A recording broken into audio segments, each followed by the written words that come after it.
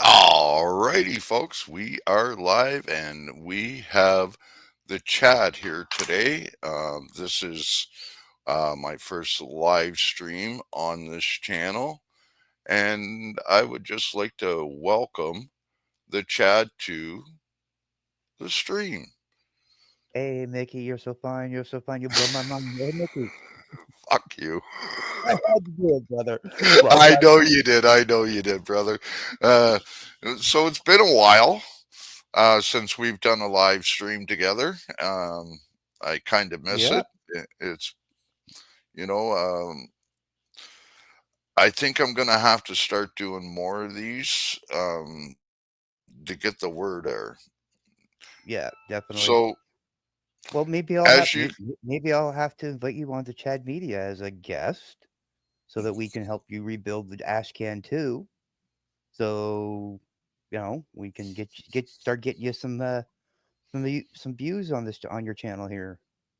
yes, and to answer people's questions, in case you're wondering, um, I am originally known on YouTube as the Ashamed Canadian. I was on YouTube, Rumble, Odyssey, BitChute, X, and Facebook, and that. Um, and I lost my whole Google account because of this government. So I had to start a new channel. My old channel's still up, but I don't have access to it anymore. The government locked me out of it. So I had to start Ashcan 2, and I'm trying to build this back up and to show you guys what's going on here in Canada. Now, as you can see by the name of this title, it said, "Should I run for mayor of Moncton, New Brunswick?"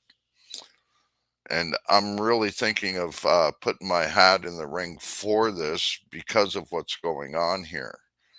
Um, the Chad can attest to this. We have nothing but problems straight across Canada. And what do you think, Chad?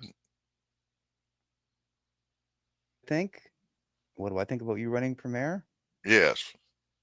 Well, as long as you use Mickey as a theme song, the Mickey song as a theme song for your campaign, I'd say go for it.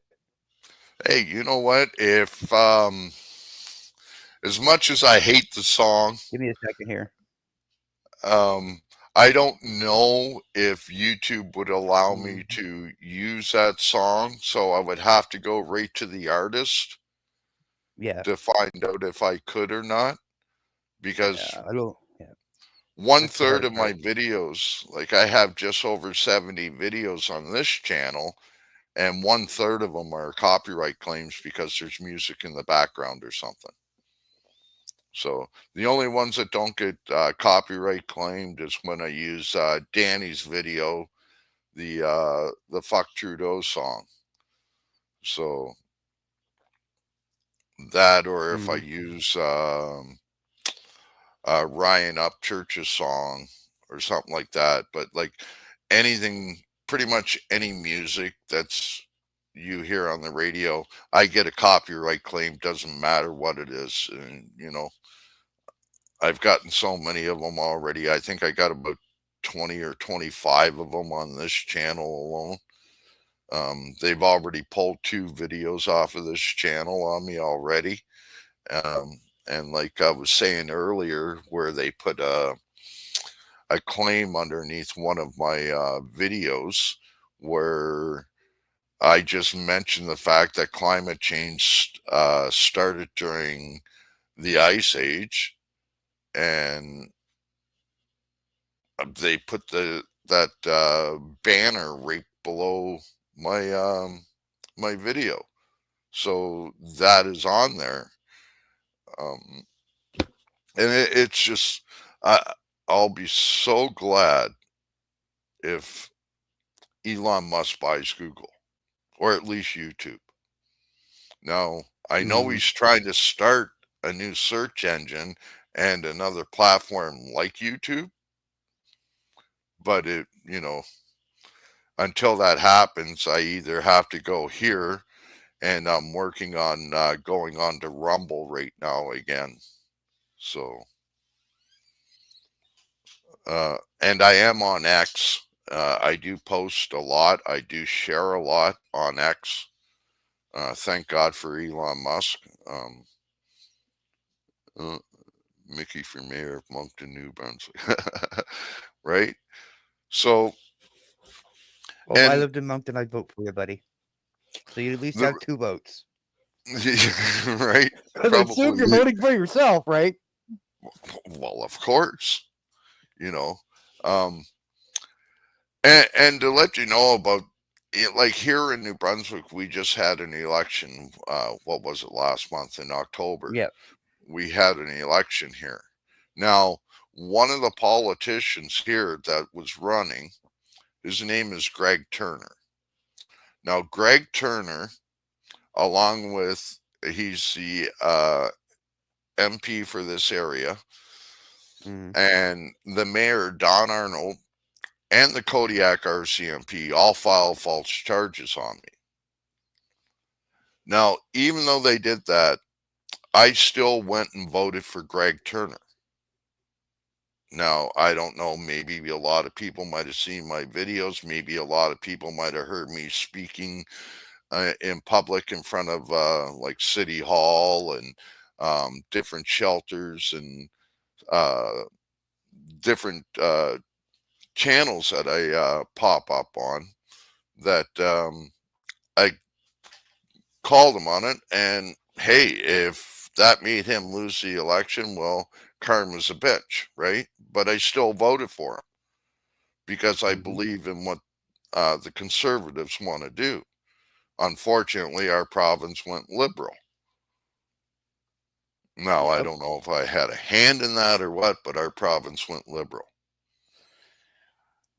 Yeah. And, Well, I and don't. it, I can't say one way or the other. I really don't know for sure if you had a hand in it, but I would think you're not that big of an issue that you had a hand in it. But there's not that much of a possibility that you could have, Ash. hey, I might have turned uh, half a dozen votes. Who knows? I don't Yeah. even know how badly he lost. I didn't even, when I seen that the Liberals won, I was just, I'm ready to pack up and leave. Yeah. Um, our country's fucked, Oh yeah. and I just, I don't know what else to do. I either stay here and maybe put my hat in the ring for the mayor, or do I move to a province where you actually have freedom in this country? Which province, though? Well, That's we're the question. talking Alberta, Nova Scotia just went PC.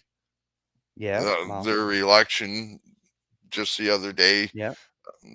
they're gone to conservatives now, Largest majority ever in Nova Scotia history. right? So over 40 seats out of what, 70? Yeah. 50. Yeah, 70 seats. Yeah, Yeah. something like that. Anyways, Yeah. so 70. It's almost. If it isn't 70, it's almost 70. yeah, Um, I know my home riding where I'm originally from, uh, remained independent. yeah. Well, Yeah. Well, the thing how is, many people live in your old hometown though? 100, hun- 150? in my home riding, Yeah. probably about that. If maybe that. So, uh, so I've been bitching and complaining for years and years and years. Um, I tried running for city council in Toronto back in the 90s, but apparently you're not allowed to be um, have a criminal record until after you're elected. Then once you're elected, you can build up all the charges you want. Yeah. But because of that, they wouldn't allow me to run for city council of Toronto, and that's when maybe 2 years later. So that was when oh, what was that idiot's name from Bad Boy Furniture? Mel Lassman. He was running for mayor then. He was only the Okay. mayor of North York, but then Toronto amalgamated, like Scarborough, North York, East York, Etobicoke, Rexdale, and this city of York all amalgamated to become the city of Toronto and a mega mayor. And that's when I ran for city council there, and they told me no. I'm going to try again here. If they tell me no, they tell me no, but I got to get the word out about this mayor. Like, this is getting absolutely fucking ridiculous what she's doing here. Um, we have a major homeless crisis here in Canada, and we all know that. We have about 2 million people that are either living in shelters or living on the streets, Hmm. and which is, we're a country of 41 million people, give or take. We are the same. We Canada has the same population as California, and we have more people in Canada that are homeless in California. So imagine that our homeless rate is worse in the states per Oh yeah. capita, Hmm. Yeah. and then we have um, the, this government that decided that they were going to decriminalize all hard drugs in BC. So if you have anything under 2.5 grams, so if you have 2 grams of fentanyl on you, you have 2 grams of crack, cocaine, heroin, anything like that, doesn't matter. The cops will go to the trunk of their car, they'll pull out whatever you need. You need pipe, needles, cookers, ties, anything like that. They give it to you. But what people don't seem to understand is that in the last 2 years, just in BC alone, it's cost the taxpayers over $700 million to hand out that stuff in this so called safe supply. Yeah. There's no such thing as a safe supply when it comes to opioids or hard drugs, No. period.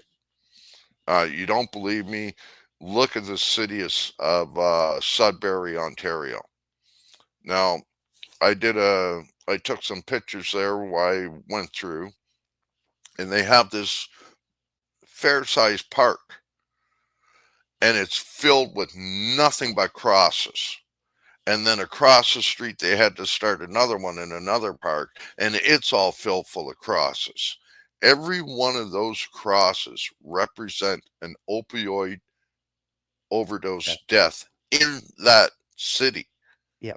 And we're talking over 1,000 of them in a small city like Sudbury. Yeah.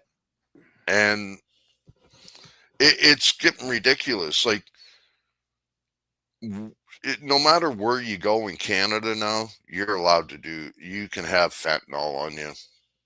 Who cares, right? Hmm. Cops aren't going to do anything about it. Yeah. So, how is this helping our country when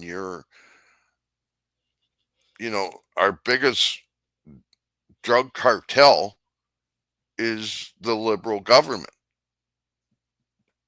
By allowing all those drugs to come in, by allowing people to do it, you're allowing these drugs to come across our borders. Yeah. Because now, as long as they don't have more than 2.5 grams, we can't do anything. Well, that was only supposed to be in BC. You try and find a province that will arrest somebody for possession of fentanyl under 2 grams. Under 2 grams, not 2.5, under 2 grams. Even under a gram. Try and find a province that will arrest somebody for possession I haven't heard of one yet. because they don't do it. Yeah. Moncton here, right on Gordon Street. There's a safe injection site. Hmm. Right behind it, there's apartment buildings all around that whole area. They used to be all full of rooming houses and that. It's one block away from Harvest House, and we'll get into them shortly. But uh, it's right there. There's kids and Hmm. everything in that neighborhood. You're a block and a half away from the Avenir Center, the new arena that they built here. And why? I can't even walk out my door without being harassed by drug addicts. I've seen it. And I've seen it. you know what they tell me? Oh, if you don't like it, go in your house.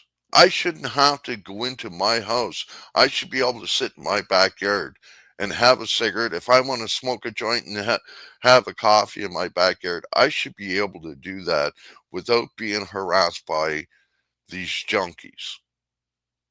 Yeah. I've I had a couple of videos where um, a company called Yardworks comes in and cleans up after the homeless.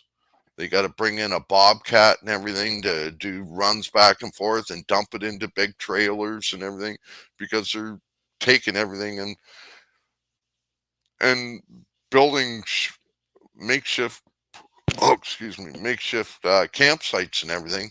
Literally, I look out my fucking window and it's right there, like right across the street from me. And what gets me is that I used to have a house that was right across the street. Now, after I left that house, it ended up burning down a couple months later. One of the guys did some illegal wiring and burned it down. Oh, we're back. Somebody turned on the microwave again. Somebody turn on the mic. Yeah. Damn microwave. Just, just give me one second here till it goes. Um, oh, okay, I guess it's. Oh, Well, here we go. Now that's better. okay. So I was gonna chime in and talk while you were waiting for your microwave, your neighbor with the microwave to stop, but yeah, so we have all those problems here. Now it's got a lot to do with this mayor and this council. Now this the city of Moncton. Oh, they turned on the microwave again. This might pop out. I'm not sure, but I'll okay. try. Um, our airport is called the Romeo LeBlanc International Uh-huh. Airport, Moncton. Our city hall is named after a LeBlanc. And who is in charge of the security and that here in Canada? Oh, it would be a LeBlanc, LeBlanc Blanc. right? I forget his name. Do I have it written down here? He's probably one of the ones I forgot. Yeah, but um, he they ruined all of this area. The LeBlanc family. Their whole family's been in politics their whole life, and they Mhm. ruined it. Now, this mayor used to sit on as deputy mayor when LeBlanc was in, and when he retired, she took over and she got voted in. I believe it was in 2014 or something like that. So she's been in office for about 10 years. And this is why I want to force an election here in Moncton. Um, if you have a house like the one I'm in right now, I live in a rooming house. Um, say this was just my house, I would be paying about $1,200 $1,400 a year in property taxes. But because it's a rental, the property taxes are now doubled. Automatically, that's the way this city works. Your property taxes double Yeah. if you have a rental property, Yeah. automatically.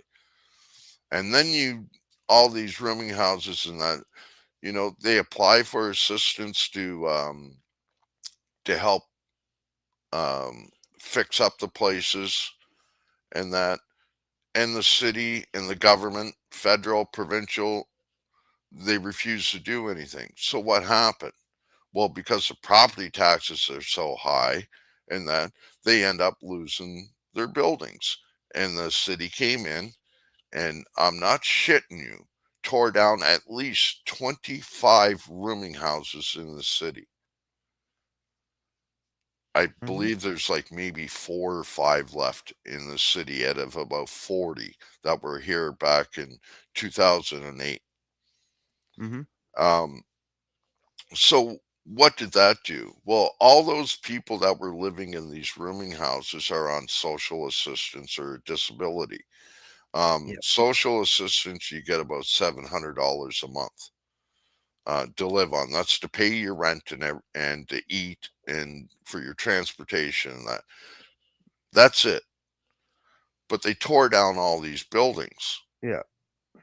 and it put all these people out on the street.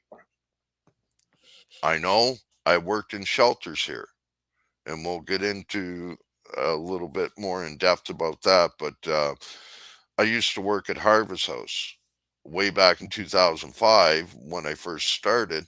We might have had 8 or 10 mattresses, those mats on the floor for people. Yeah. Well, since then, they've done $1 million renovation. The place now holds over, I believe it's 86 people, and that place is full.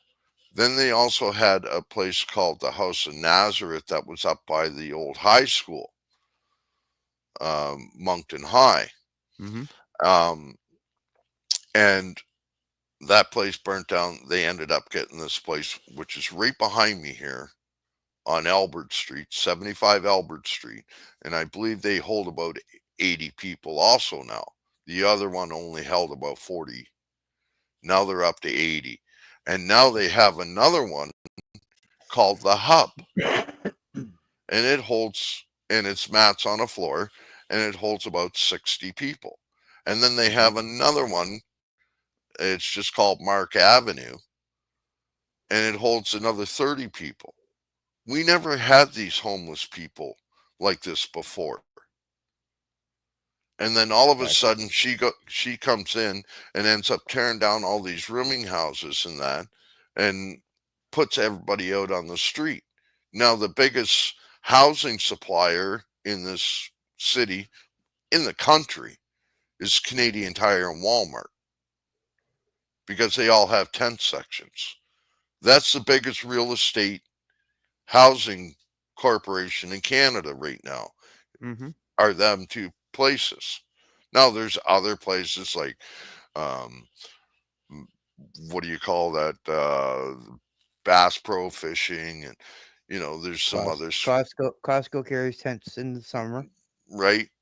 Uh, but now I can go into Canadian Tire right now. I can go over to D Up right now to the Canadian Tire and buy a tent. Yeah. I can go to Walmart And in buy a D tent. Up right there and buy a tent right now because there's still such a hot commodity. Mhm. For why? Now, all those places that they tore down, like you know the area a little bit, uh, between St. George and Main Street, and from Von Harvey to um, let's how far over do you go because it just keeps going and going. But like that whole area is kind of it's sort of like the bad area of Moncton. Mm-hmm. That's where they tore down a majority of the homes.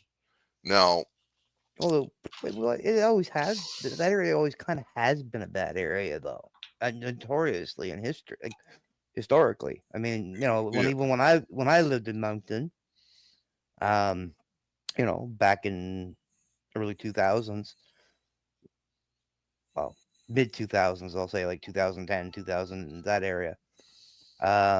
I'd have to look up to see exactly when I was there, but I mean, it was bad then, man, too. So, but I mean, I can imagine, them tearing all the houses down, all the rooming houses down, how much worse it is.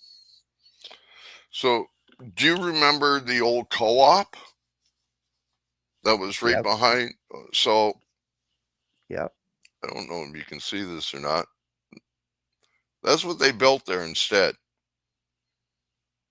yep.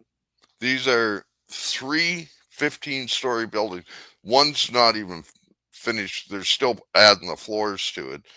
Um, they're still building it. That was just a rendition of what they're building. But do you know what the cheapest rent there is? I'm going to take a stab at the dark. No, first off, let me give you a little bit of stats on it. It's a Okay. one bedroom, one bathroom, 564 square foot apartment. What do you think it costs? What do I think it costs? Yeah. I'm going to say probably $2,000. Well, you're close. And with utilities, that's what it would be. But it's just over $1,600 a month plus utilities. Mm-hmm. Yeah. Well, I How mean, does that? I'm on a disability. I get $1,118 a month. How am I supposed to pay for that? And these are going up all over this whole neighborhood here. You cannot get a one bedroom in anywheres here yeah. in the so-called, you know, um, Well, I mean, it's like that everywhere, though. I mean, I know you're using Moncton as example yes, because yes. that's where you are, but I mean, like I say, I'm in Ottawa, so I mean, here in Ottawa, hold on, let me see. I'll just what am I doing? I'm using my phone. Using my Well, phone. Uh, it's Slow like, slow me down. mm, um, like, how are they supposed to do anything? Yeah, You know, they announced that they're going to build 47 new units, nonprofit housing units here. But that's the province of New Brunswick. It's not the city. It's a province. And what happens is all these units are only for families. A single person cannot go in and get a one bedroom townhouse or anything like that, a one bedroom apartment. What you have to do is you have to go through special interest groups and NGOs and that in order to get into some kind of subsidized housing, which there's not enough of it. Obviously, look at the homeless rate. Now they just spent, well, on the sign it says $27.4 million to put in. They went up one street, um, 2 blocks, and went over along Main Street 1 block, and it cost $27 million to put new water, sewer, and um, power lines and communications underground. And then when I was talking to the company, Birchill Construction, um, it rose almost another $6 million because of the um, the bad info that the city had gave them to begin with. Now, I'm not saying that we don't need that type of infrastructure here, But when you're literally kicking people out on the street and giving them nowhere to go, what happens? Crime goes up, drug use goes up, Yep. and then what happens with that? Well, one person, for instance, say one person freaks out, goes to Walmart and freaks out, starts stealing $1,000 worth of stuff and smashes a bunch of stuff. Well, that goes on their insurance. So that means that now their insurance goes up. Now, Walmart can afford it. They can afford to pay for insurance and stuff like that. But what about all these mom and pop stores? What about these convenience stores that people are going into and stealing shit from, stealing 50 to $100, $200 Yep. worth of stuff? Yep. Or some drug addict is freaking out and does, smashes windows and everything. First they got to pay for the damage. Yep. The owners do. Yep. They got to pay for the damage. And then they're stuck because they paid for the damage and used insurance. They did an insurance. Now their insurance goes up, and then they Yep. got to try and recoup the cost of the stuff that the people stole to begin with. So like this is why shit keeps going up and up and up, and people don't realize that. Mhm. I've been saying this since the early 90s. And unfortunately, it was the conservative government that decided that, and it was Brian Mulroney, that if all these people that are in the mental hospitals, as long as they're not a danger to themselves or to the public while they're on their medication, they kicked everybody out. Now, you can walk down to, uh, in Toronto, for instance, there was a place called 1001 Queen Street Mental Health Facility. Mhm. Back in the 90s, that place closed Yeah. because they kicked everybody out because of that. And it put all of those people out on the street. So what happened? Now these people aren't taking their medication because nobody in these shelters are actually qualified to hand them out. There's no supervision of these people. The shelters don't give a Right. shit what you do outside their shelter. If you do something inside their shelter, well then get out. We don't want you here. And Mhm. that's why we have such a problem. And people still don't seem to realize this. We need to open up those mental health centers again. If you open them up, like I've been saying for over 2 decades now, you notice all these new seniors centers and that are going up, like um, rate again. I just have to use Moncton for an example. Yeah. Up on John Street, um, there was the all the warehouses for the Canadian military. That we have a military base here in Moncton, and behind that there was a whole bunch of military warehouses and that. Well, what they did is they tore them down and they built these 3 and 4 story assisted living buildings. Why Mhm. can't they do that for these mentally handicapped people that are out there running the streets and that? You put a fence around the yard, and if these people want to go out during the day, all they have to do is make sure that they take their medication. They go down or you know get their medication, get a pass, and then go out for the day. Yep. And then they're able to come back. But at least they're not going out to rob so that they can stay alive. Yep. Instead, they got a roof over their head, they got their food and everything, and you're keeping it off the streets. Yep. And the shelters are actually used for what they were there for to begin with. Like a lot of people don't realize that shelters were there for people that were coming back from the war that had no place to go. Hmm. That's what shelters were originally for. And then they expanded it because of, homelessness and stuff like that Yeah. started gathering. There was no more real wars, but they still keep it going. Now, I've seen in my time since 1985, when I first started working at a shelter in Hamilton, Ontario, it was called the Brothers of the Good Shepherd. There's one in Ottawa, um, but there's a place called the Brothers of the Good Shepherd at 35 Mary Street in Hamilton, Ontario. Worked there for almost 2 years, a year and a half or so, something like that. And that's where I started, and that's when I started as an activist for the human rights.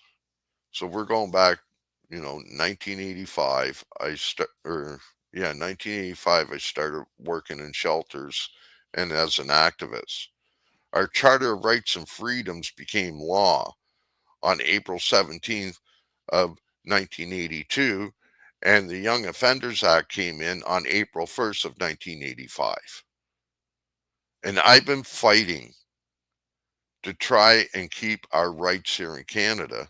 For what? I feel like I've been doing this for 40 years now almost. Next year will be 40 years that I've been doing this. Hmm. And it's gotten nothing but worse over the last 9 years because of Justin Trudeau. And then you got all these liberal mayors that are doing the same thing. They don't give a shit as long as they got money in their pockets. They don't give a shit Hmm. about the people. They stand there and say, "Oh, we're for the people, and oh, we're for the Charter of Rights and Freedoms, and we believe in this and we believe in that." But yet, what do they do? Totally, totally go right against it. Perfect example: we have the right to free press in Canada. It's part of Hmm. Section 2B. It says our Charter of Rights Section 2B is almost word for word the same as the First Amendment in the United States. Hmm. All means the same. Hmm. And yet we have guys like David Menzies and Ezra Levant from Rebel News being arrested for journalism. You know, hey, exactly, Case in point, right here. right? Okay, I was accused of threatening to shoot the prime minister with a camera. Yeah, look at me. All I've because I said the word shoot. this this prime minister has sent ceases to my door twice, sent the police to my door another 3 times. They took my YouTube, they took my Facebook, they took my Facebook group with over 30,000 members, and then they took my Google account. They were taking videos, and they're still taking videos from me. I was arrested illegally, it, but because of this mayor, you guys all noticed I made the headlines when I was arrested in my bedroom for breach of peace. Hmm. Um, and then I also had my door kicked in by the police. I I just gotten out of the hospital and I'd taken my sleeping pills because I just had a heart attack. I'm out cold. Don't know that anybody's. Next thing you know, they're kicking in my door. And then when I tell them to get the fuck out and I say, I hope you get shot, they came running back in. They beat the fuck out of me and said that I was standing in the window going like this, saying that I'm going to shoot you if you come in, even though it was all on closed circuit television. And because I didn't want to sit in jail because they refused to give me bail, I copped a plea and told them exactly what I did. And the judge I even said, if you want, we can step this down to the afternoon and you can go get the CCTV footage and everything from my place and you can see exactly what happened and I'll prove that every one of these cops are a fucking liar and they all need to be in jail. And the judge said, don't be using that language in my court. And then I said, they said, well, what did you say? And I said, well, I hope you get shot. Well, you can't say that. Well, I said, under the Charter of Rights and Freedoms, yes, I can. I'm not Yeah. inciting violence. When I was in Halifax in 2018, I went like that to four bike cops that went by. The cops came around and I walked into McDonald's. They came around and told me to go outside and I told them to go fuck themselves. So what did he do? This big black cop, Ian Campbell, I still know this cocksucker's name. He grabbed a hold of me and literally threw me through two sets of doors, threw me up against a wall while a female went in and started searching all my pockets and grabbed my ID. And because they couldn't find anything on me, the only thing that they could find is that I have a bail condition in Ottawa saying that I'm not allowed to possess a cell phone. So they charged me with possession of a cell phone. And I ended up getting 1 day in jail and a $10 fine. I told them to stick the fine up their ass, and I still haven't paid it. That was 6 years ago. I owe a $250 fine in Alberta, in Calgary, for smoking a joint in public when I had a medical marijuana card saying that I was allowed to fucking smoke. But the judge didn't care. I even said for time after time, guilty with an excuse, guilty with an excuse, guilty with an excuse. And he finally said, well, I want to hear your excuse. And I put up my fucking card. The bailiff come over, took the card, showed the judge. The judge grabbed a pair of scissors, cut it up, and says, I don't recognize it. $250 fine. Get out of my court. And I never paid that fine. So I have a warrant for a $10 fine in Halifax and a warrant for a $250 fine in Alberta. Uh, I don't I don't know how many times I've been falsely arrested. And you think there's a lawyer in this country that is willing to go up against the government? I No. I checked from Quebec all the way to Newfoundland because Depends I on what. figured anybody on the other Depends side on of Quebec. depends on the situation. No, it Depends on. No, there are a handful, but where? they. Well, Not I in the mean, East Coast. well, no, no, none of them. No, not on the East Coast. Right, Exactly. That's and it. that's what I'm saying. From like the Quebec border down, there nobody will touch it. Yeah. They're all afraid of the government. They're all afraid that they might get exposed for being a good lawyer and standing up to the government. But because of government retaliation, that's why I had to leave Ontario to begin with. Yeah. What was his name? Fantino was the chief of police in Toronto at the time when I turned in all those cops.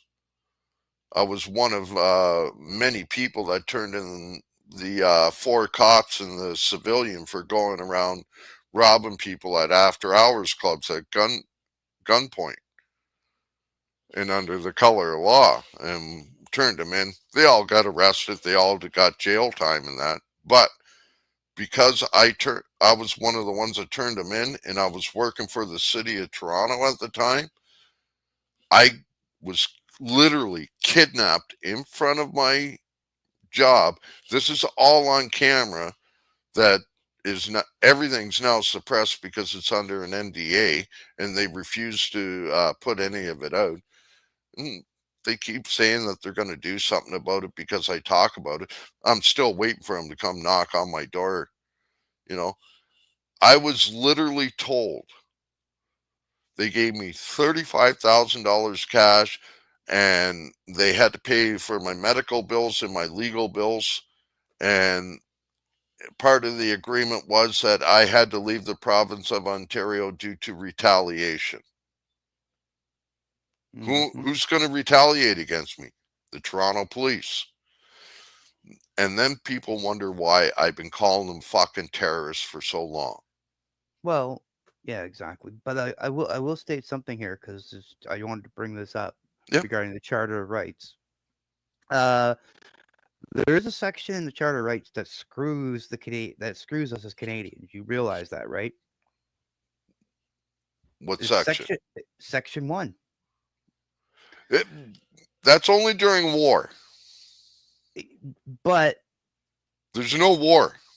yeah, The exactly. It's only war during literally has to be on Canadian soil. You yes. cannot use an overseas war to, bring those to to do that unless Canada is directly involved with the Involved in war. the war. Exactly. We've never, the last war we were actually directly involved with, do you know which one it was?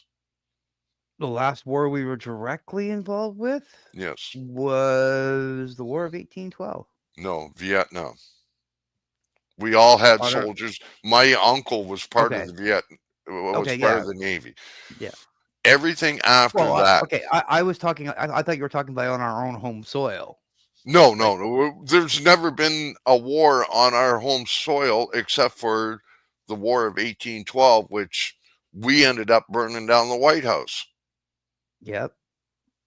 Well, but if you believe our current prime minister Justin Trudeau, Sorry. that trucker convoy was a war on our own soil. Yeah, even though the federal courts deemed it Illegal. unconstitutional because of the way that I just explained it, where there's no war, so they cannot use it. Yep. Now, if we were at war, they could use it, but there has to be a war on Canadian soil in order to use that. And Mhm. that's the only way that they can use Section 1 of the Charter of Rights. Yeah. Yeah. Well, yeah, exactly. I was just reading it, but it does state that they can revoke 2 through 15 or 2 through 15 for up to a period of 5 years. Right. And that's Yeah. only, again, but that's only during wartime.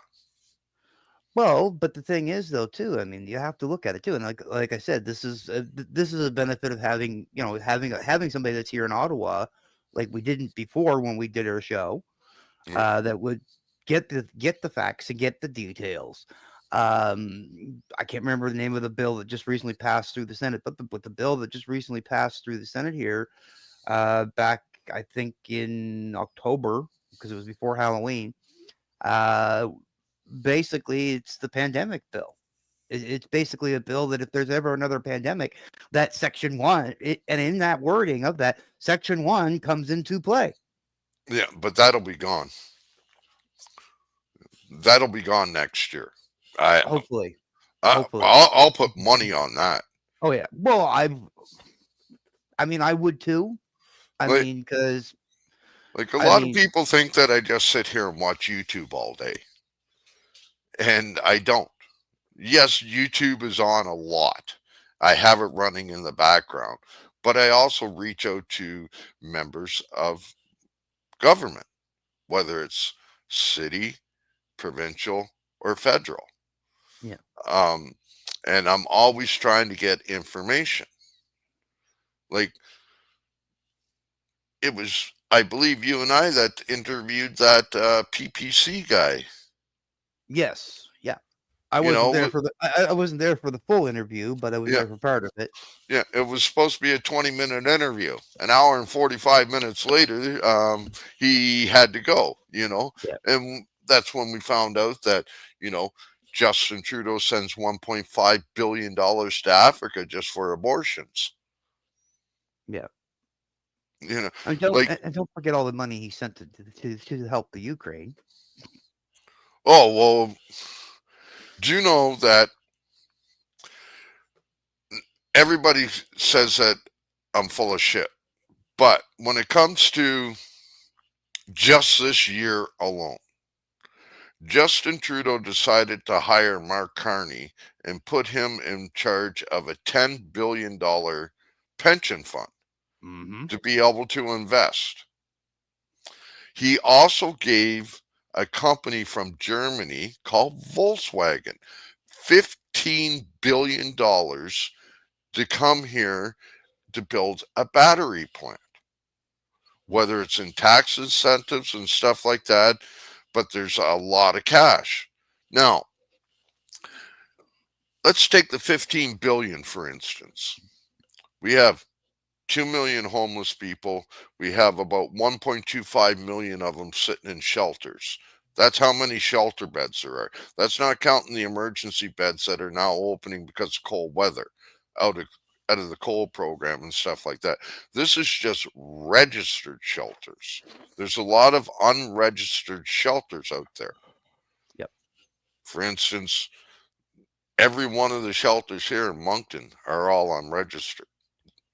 So they don't count as homeless beds towards the our national population. So they do not count. And that's why I started checking from province to province to province. How many beds do you have? How many shelters are there? Look at when I went down to Nova Scotia a few years ago and I went through Cape Breton and I was in Truro and Amherst and Digby. Yeah, you didn't stop and see me when you're Amherst. What the? I wasn't in Amherst very long. I didn't even stop to see Josh either, but Well, yeah, it was long enough. You said, "Oh, there's Amherst. I'll have to mm, stop there again sometime." yeah, right? And I ended up, that was during the pandemic and everything too. Mm. So I ended up, um, and that's when I believe that you were even on the stream. Um, Epic. I was on Epic's, and he Mm-hmm. tried to tell me that I was allowed to get on a bus, that I could travel from New Brunswick to Nova Scotia on a bus without a passport. Now, I even called it on Epic Show saying that we will need a passport to go from province to province. And I even called it on his show saying that after that Christmas that all these kids would need a passport in order to go back to school. Everybody called me a conspiracy theorist, said I'm fucking stupid. What happened? Passport. Do you think any one of them fucking come back and said you were right or I apologize or anything? I No, did. they keep hitting me with different shit Yeah. because they don't know what they're talking about. You know, as much as I love Epic, he's a city worker. Yeah. Yeah. He drives plow in the city of Ottawa. Whether he works for a private company or not, it's still money from the city, so he's technically a city worker. You know, he I remember proving him wrong again when it came to him saying that he can walk into any store because they get a business license that he anybody has a right to record into any store if they get a business license because they got a contract with the government. That was bullshit. Yeah. Never once did he ever apologize for that. You know, I've been proving people wrong, and Yeah. people don't have the balls to stand up. Yeah. You know, like I said, I've been doing this Well, for I mean, 40 I fucking mean, years. I can back you up on that because since I moved to Ottawa in 2022, August 2022, Mm, I tested some of that theory.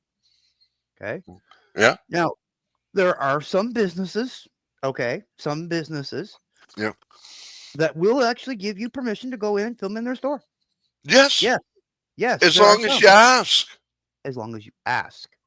Right. You don't just walk in and start filming. No, they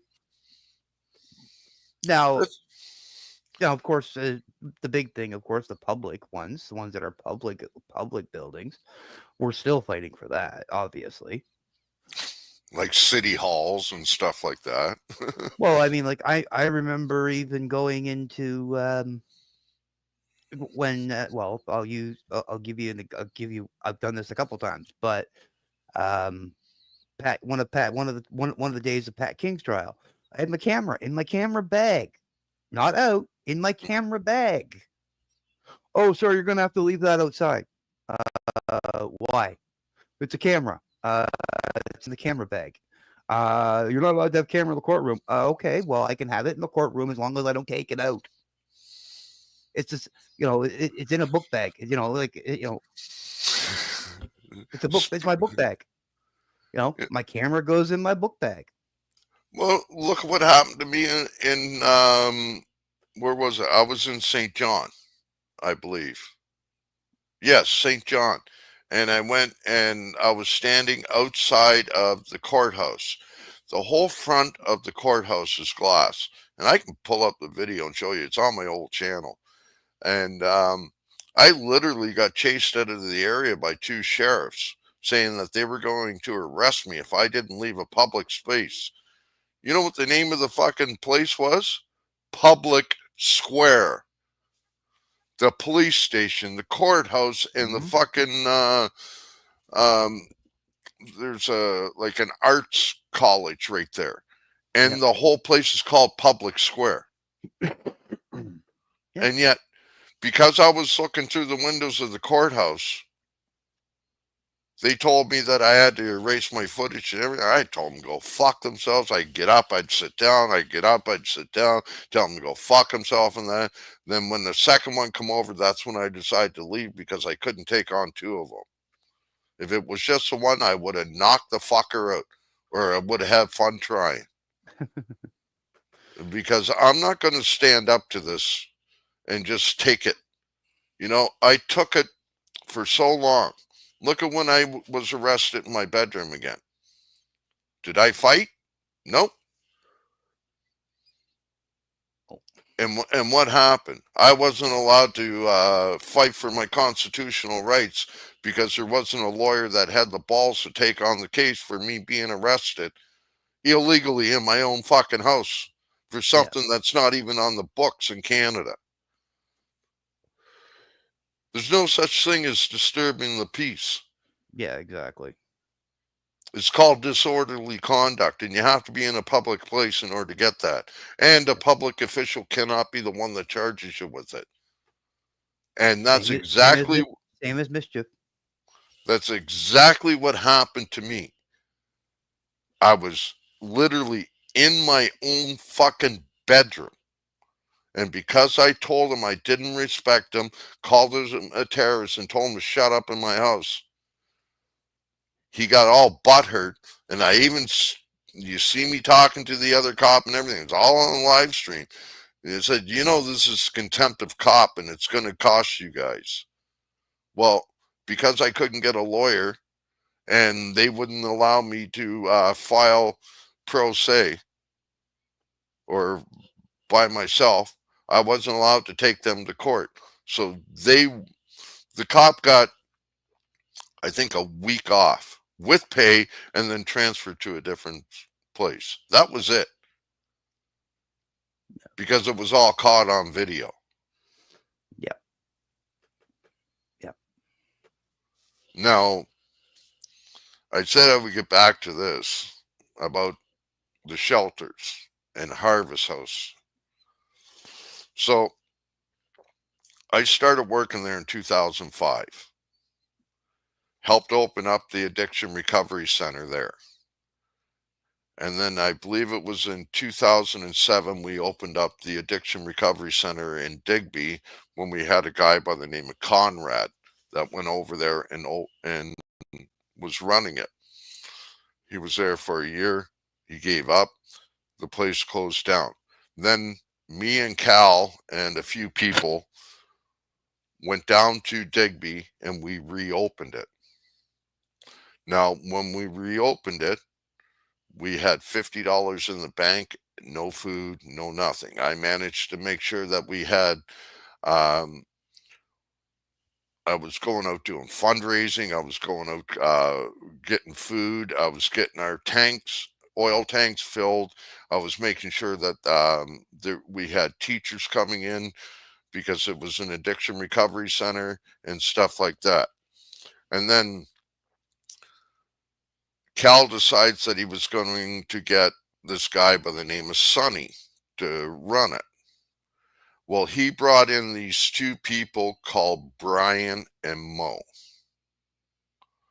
And on their watch, and this is 100% backed up by not only me, but by Cal, by Rose, the people who started Harvest House, by Judy, the one that was doing all the financials for the Digby Recovery Center, by the Digby Police, by Digby Cab, and all these board members all said that the reason why they had to close it was because of the people that were working there. They were allowing all these people to come from Moncton and that, including hookers, come from Moncton, get on the ferry in St. John, come across to Digby, and then there would be cabs waiting for them to take them down to the recovery center. And they were all going there. They were partying. There was drugs found there. There was hookers found there. And that's why they had to close it. And who was the main person that was there? Brian and Mo. Mo, God rest his soul, but he passed away. Brian, you might know him as a YouTube channel called What's Truth. Mm-hmm. And that's why Harvest House Digby closed, was because of them two. And now he wants to go around and spread all kinds of bullshit about me and blah, blah, blah, and whatever. Yeah, I did. Apparently, I sent something to your friend there in Regina. I forget her name off the top of my head. She's got so many different channel names, I know you're talking about. but I did. And I have no problem. Well, we have no. I mean, I have no problem saying her name, but I but do. I you don't want to mention her, yeah. No. and because as much as what she did, I still have a little bit of respect for her. But that was because of I didn't remember sending that at the time. Mm-hmm. And that's what started all the bullshit between me and What's Truth, Brian Yeah. and Tiffany. Yeah.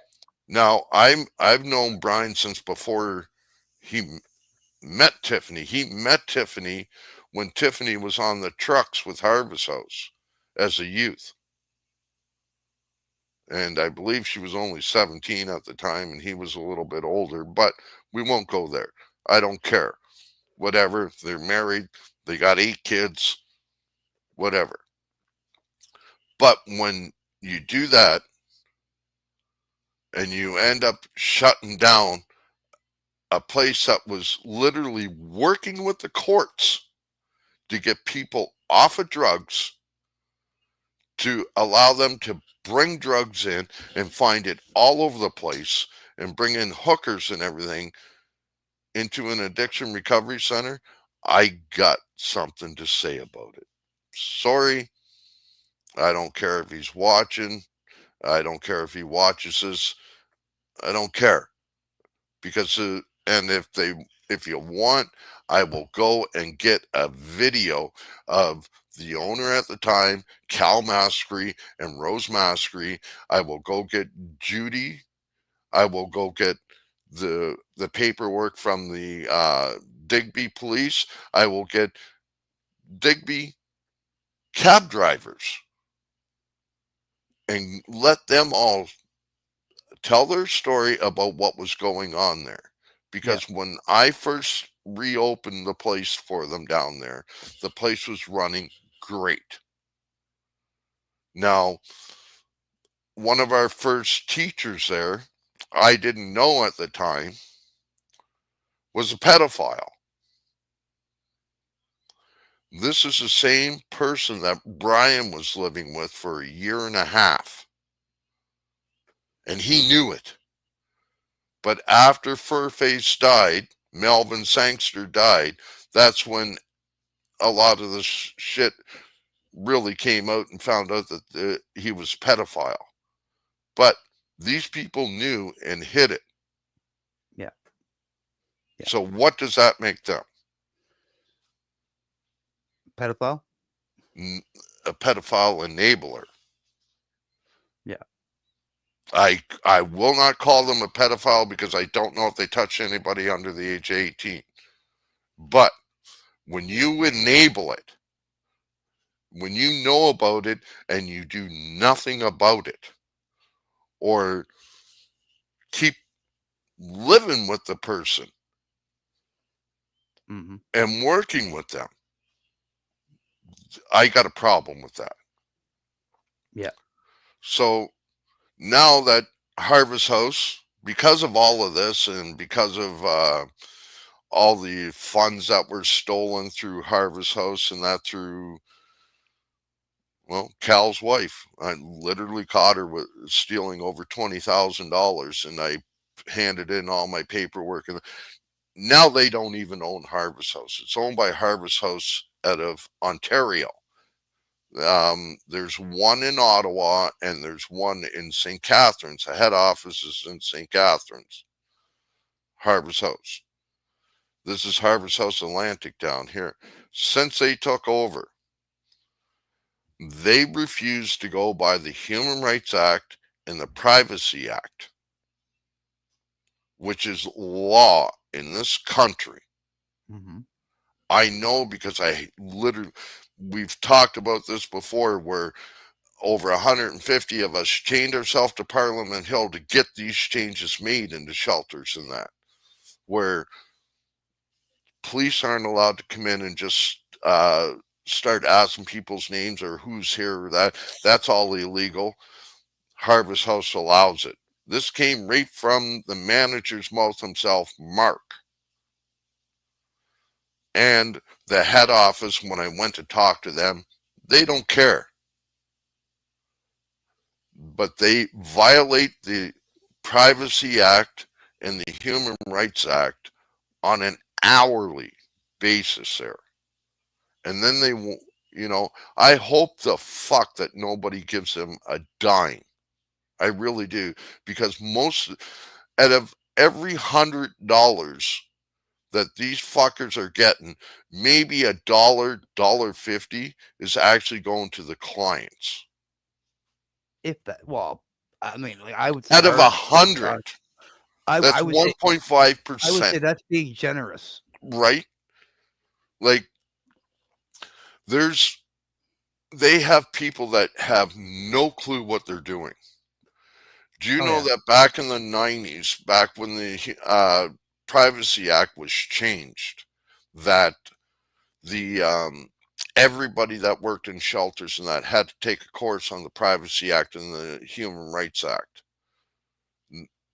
You go to, I dare you to go over to, there's two shelters right there. Well, one's a soup kitchen, one's a shelter right there by the Brothers of the Good Shepherd. Right across the street, there's a shelter there.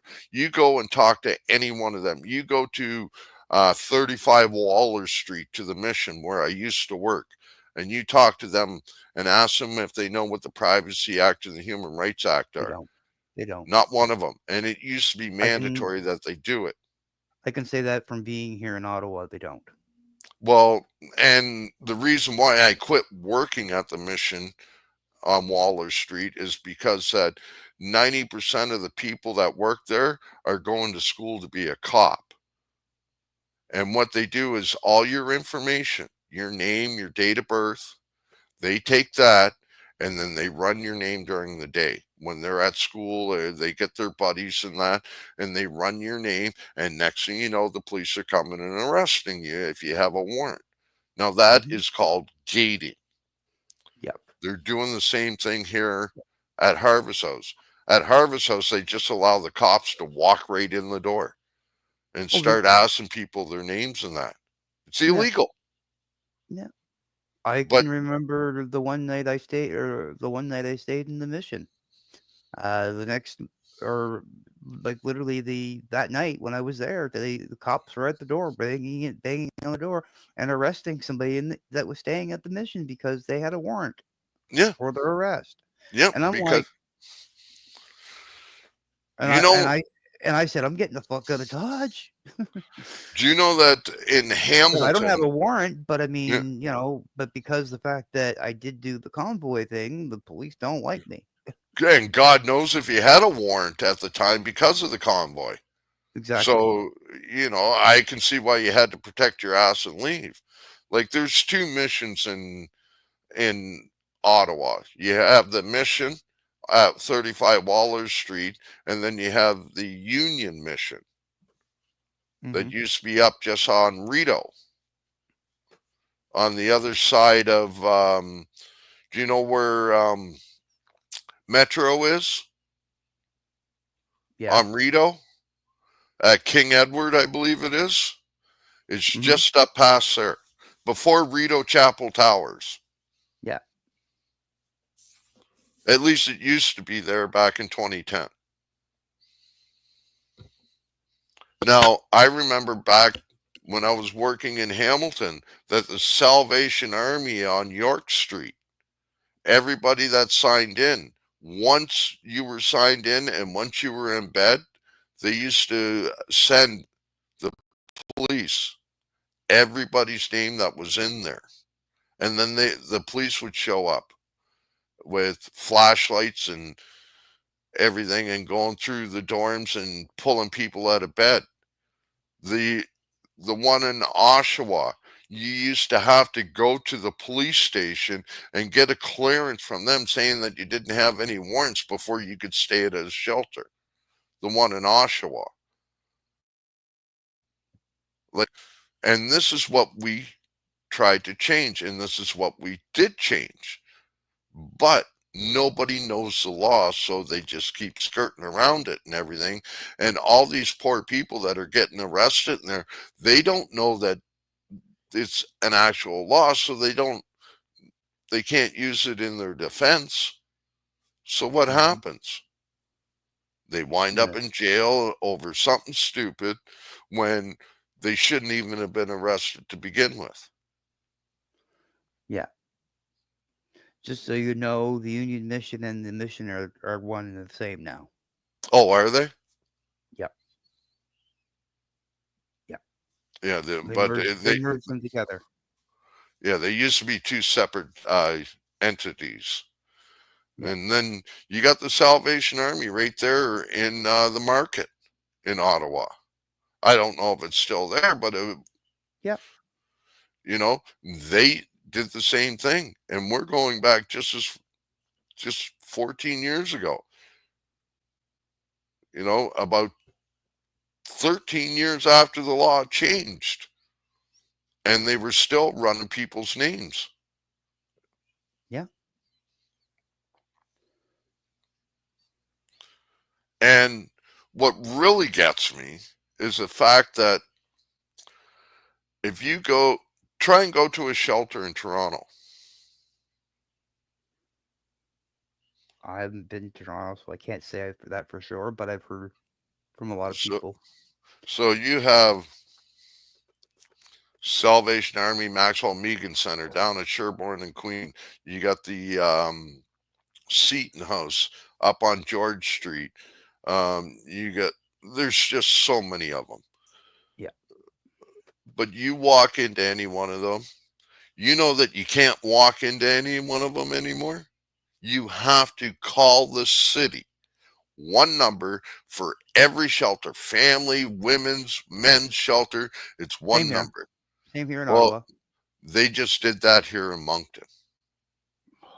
All the shelters here, you have to go to the worst place called the Hub in order to get a I place remember at how bad the hub Harvest was. House or that. I remember how bad the hub was back when I was living in There Moncton. was no Hub here. It just opened up a few Oh, years did ago. it? Okay. Yeah, it's only been here I for a remember couple it. of I years. remember our mutual friend that lives in the building with you that had told me about the hub. Yes, That's yes. yeah. So now, in order to get into any shelter, and this just started in on May 1st of this year, that all these shelters now, in order to get into it, you have to go to the Hub.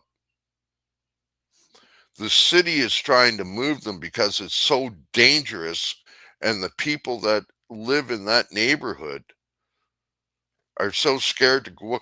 Literally, right across the street, there's an apartment building just for seniors 55 and older. Nobody Hmm. can go outside because of the hub right there, because of all the drugs and all the violence and everything. You got a corner store, Greg's Convenience, constantly being robbed. The laundry mat that was there, they had to shut it down because people were going in and smashing open all these machines for quarters and loonies.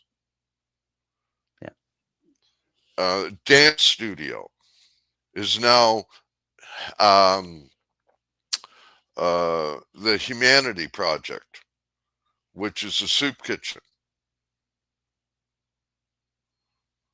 Hmm. It's just wherever you go, it's just gotten so fucking bad that, and like, I really hope that Harvest House and the House of Nazareth and the Hub all get shut down because of what they're doing. All those funds are paying people that don't know what they're doing. Most of the people that work there are ex addicts, and they're working in a shelter and they have no clue about the law. None whatsoever. You know, you're not allowed to walk into a shelter and record. A lot of people don't know that. It's against the law to record inside of a shelter because of the Privacy Act and for safety reasons.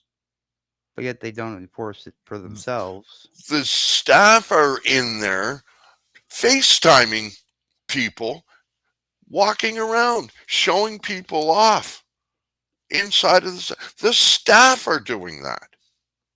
I caught them dead to right. And it's, oh, we can do what we want. We're allowed to do this. I said, by law, you're not. It got to the point where I'd actually made a police report about it. Guess what happened? Nothing. File 13. Right? Trudeau's filing cabinet, Yeah. the shredder. They wouldn't Yeah. even get back to me. Yeah. I'm still waiting for the call, and that was fucking 4 months ago. They will not do anything. But why should they? The government gets to get away with it. Now, we have this big scandal going on right now in our government where our government is frozen, where they can't really do anything until they produce all the records to the RCMP, Yeah. right? Hmm. The SDTC scandal, or Yeah. what's better known as the Green Slush Fund. Slush fund. $400 million of Canadian taxpayers' money went out the door illegally. What are they doing to get it back? They won't even turn over the records for the police to investigate it, even though it's been to committees and everything, and they Yeah. found these 186 conflicts of interest just in this group alone. But yet, if you get help in another province, such as British Columbia, and I'm talking like minimal help, maybe $1,200 help to get the fuck home, you'll get one of these. This is a bill. And it says, this is a reminder that the program listed below has asked the Canada Revenue Agency to apply your tax refunds and certain tax credits against a debt you owe them. This is allowed under subsection 164, section 2 of the Income Tax Act. The name of the program is BC Employment and Assistance, Ministry of Finance, jurisdiction of British Columbia. Right from the government of Canada. There's the logo right there, Canada. I'm trying to hide Your name and my information. address, and I don't care about my name, but I'm trying to hide my address and my social insurance Mm, number. But yeah. not, but Yeah. you know, they'll come after the poorest of people in this Yeah. country to get back money that they're actually entitled to. But yet, when they have these government officials stealing money over $400 million, oh well, the Charter of Rights, they have the right to privacy and blah blah. No, they don't. And what Well, people don't seem to understand about this whole situation, they're saying that the reason why they won't give over a lot of the information is because it protects the companies and the people that run the companies. You're getting taxpayer money. You signed a contract. Now you have to be held accountable. How is that breaking the Charter of Rights? The Charter of Rights are there for the Canadian citizens to protect against a tyrannical government, not to protect a tyrannical government from the people. And this is where everything keeps getting oh, that mixed up. damn microwave again. They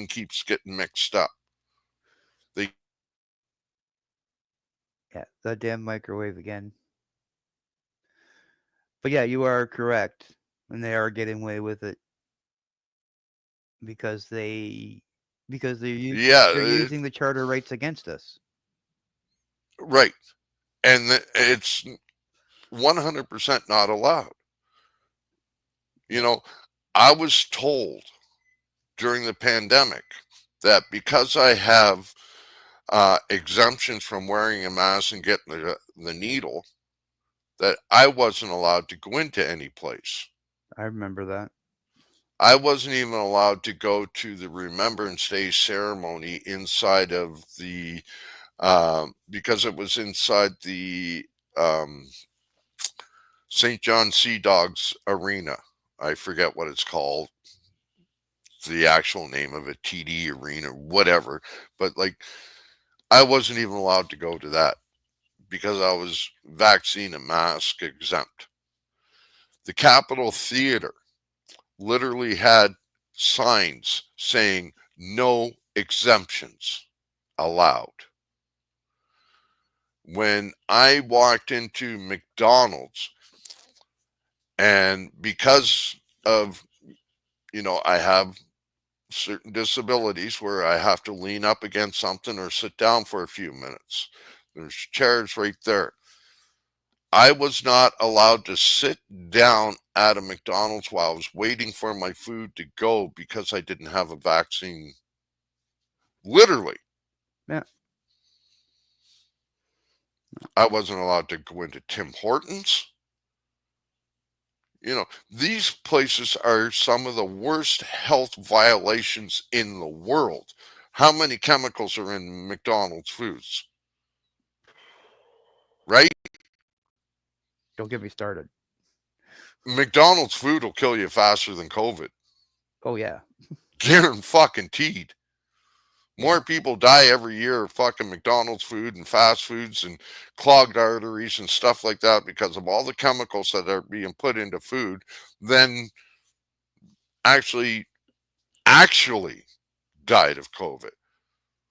Now, not almost 90% of all people that died of COVID died with COVID. They were diagnosed of having it.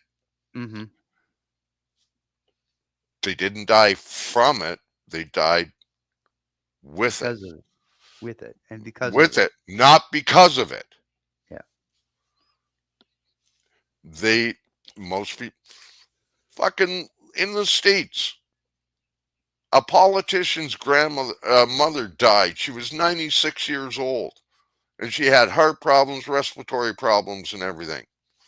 She died. You know what they of heart failure. They put down that she died of COVID. Well, he yeah, had to go to court and everything, got it overturned, proved that it was all bullshit, that she didn't have it to begin with, and she definitely didn't die because of it. All of yeah. these things, you check out Go back from when this first started. Health Canada said that they're not reporting any more um, pneumonia cases. Every pneumonia death became COVID. COVID. Yeah. Every one of them. Not one person died of pneumonia. Yeah. Well, I mean, if you go back, I mean, if you go back far enough, and I mean, like I can say this because I've actually done the research. Okay, and the thing was they had patented, okay, patented COVID Bill Gates. in the late '90s.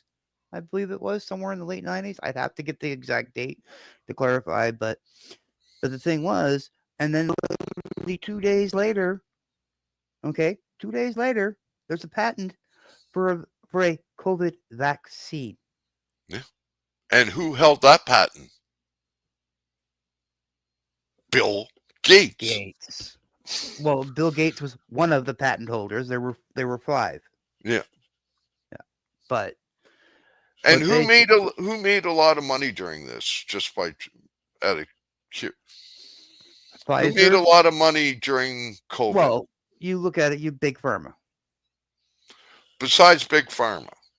Oh, anybody that invested into big pharma. No, you got all these big box stores. Mom and pop shops had to shut down. Yeah, Liquor stores were allowed to be open. pot stores were Pot allowed. pot stores actually became drive-throughs. The very first drive-through pot store was in Fredericton, actually St. Mary's on the reserve. Hmm. So you have people like Walmart, Amazon, and Costco. Who's the 10% owner of Costco? Come Bill on. Gates. Bill Gates. Exactly. Tell me he didn't profit from this. Oh yeah. Oh yeah. Yeah. Well, and I mean the thing is though too. I mean, like Justin Trudeau had did it was, and I would have to look it up again somewhere, but I have seen it. Justin Trudeau had shares in Moderna. Moderna. I remember. Yep. Yeah. And you know what gets me about that cocksucker?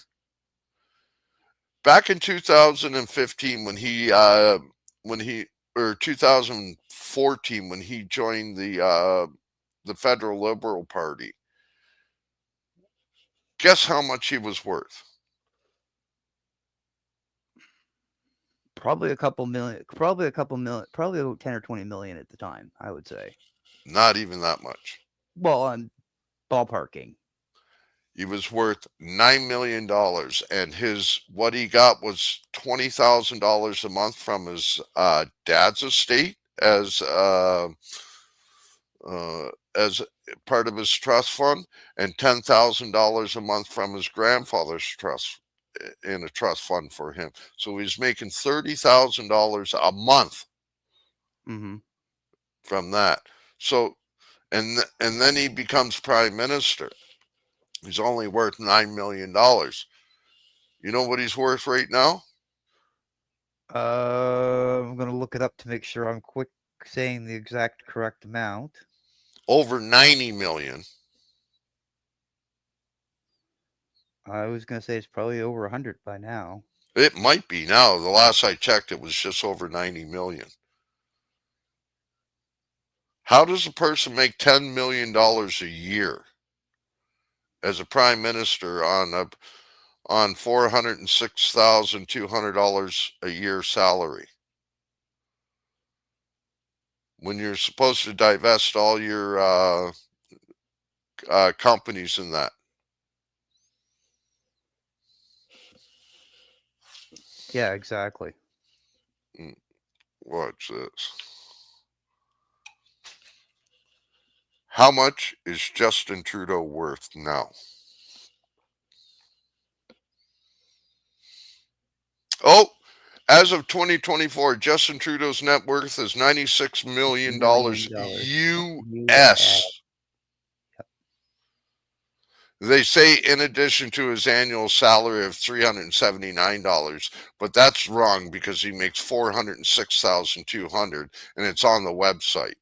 Yeah. Yeah. Well, their fudge. The thing is, though, too. I mean, there's a valid point. Okay, they're fudging information right off the bat because they're Oh, saying he's only look, making 370. it says it right there. Uh, yeah, Hard to it's see hard it. to see, but it says occupation, politician. This is Justin Trudeau, the Right Honorable Justin Trudeau. His salary, $406,200 a year. Yeah. But yet, he just spent on a long weekend, he spent $220,000 of taxpayers' money for airplane food. Just for food. Yeah. $220,000 in a long Hmm. weekend. Hmm. To go And party yet to we're, go to go party with friends, which was and the plane was taken on taxpayers' dimes as well. yeah, look what happened in India. Everybody, CBC and all the mainstream media keep saying, oh, yeah, plane problems. And that the reason why he Plane didn't come plane back, problems. Yeah. Okay. yeah, that's why the Indian government, when they had drug dogs going around, found traces of cocaine on his plane.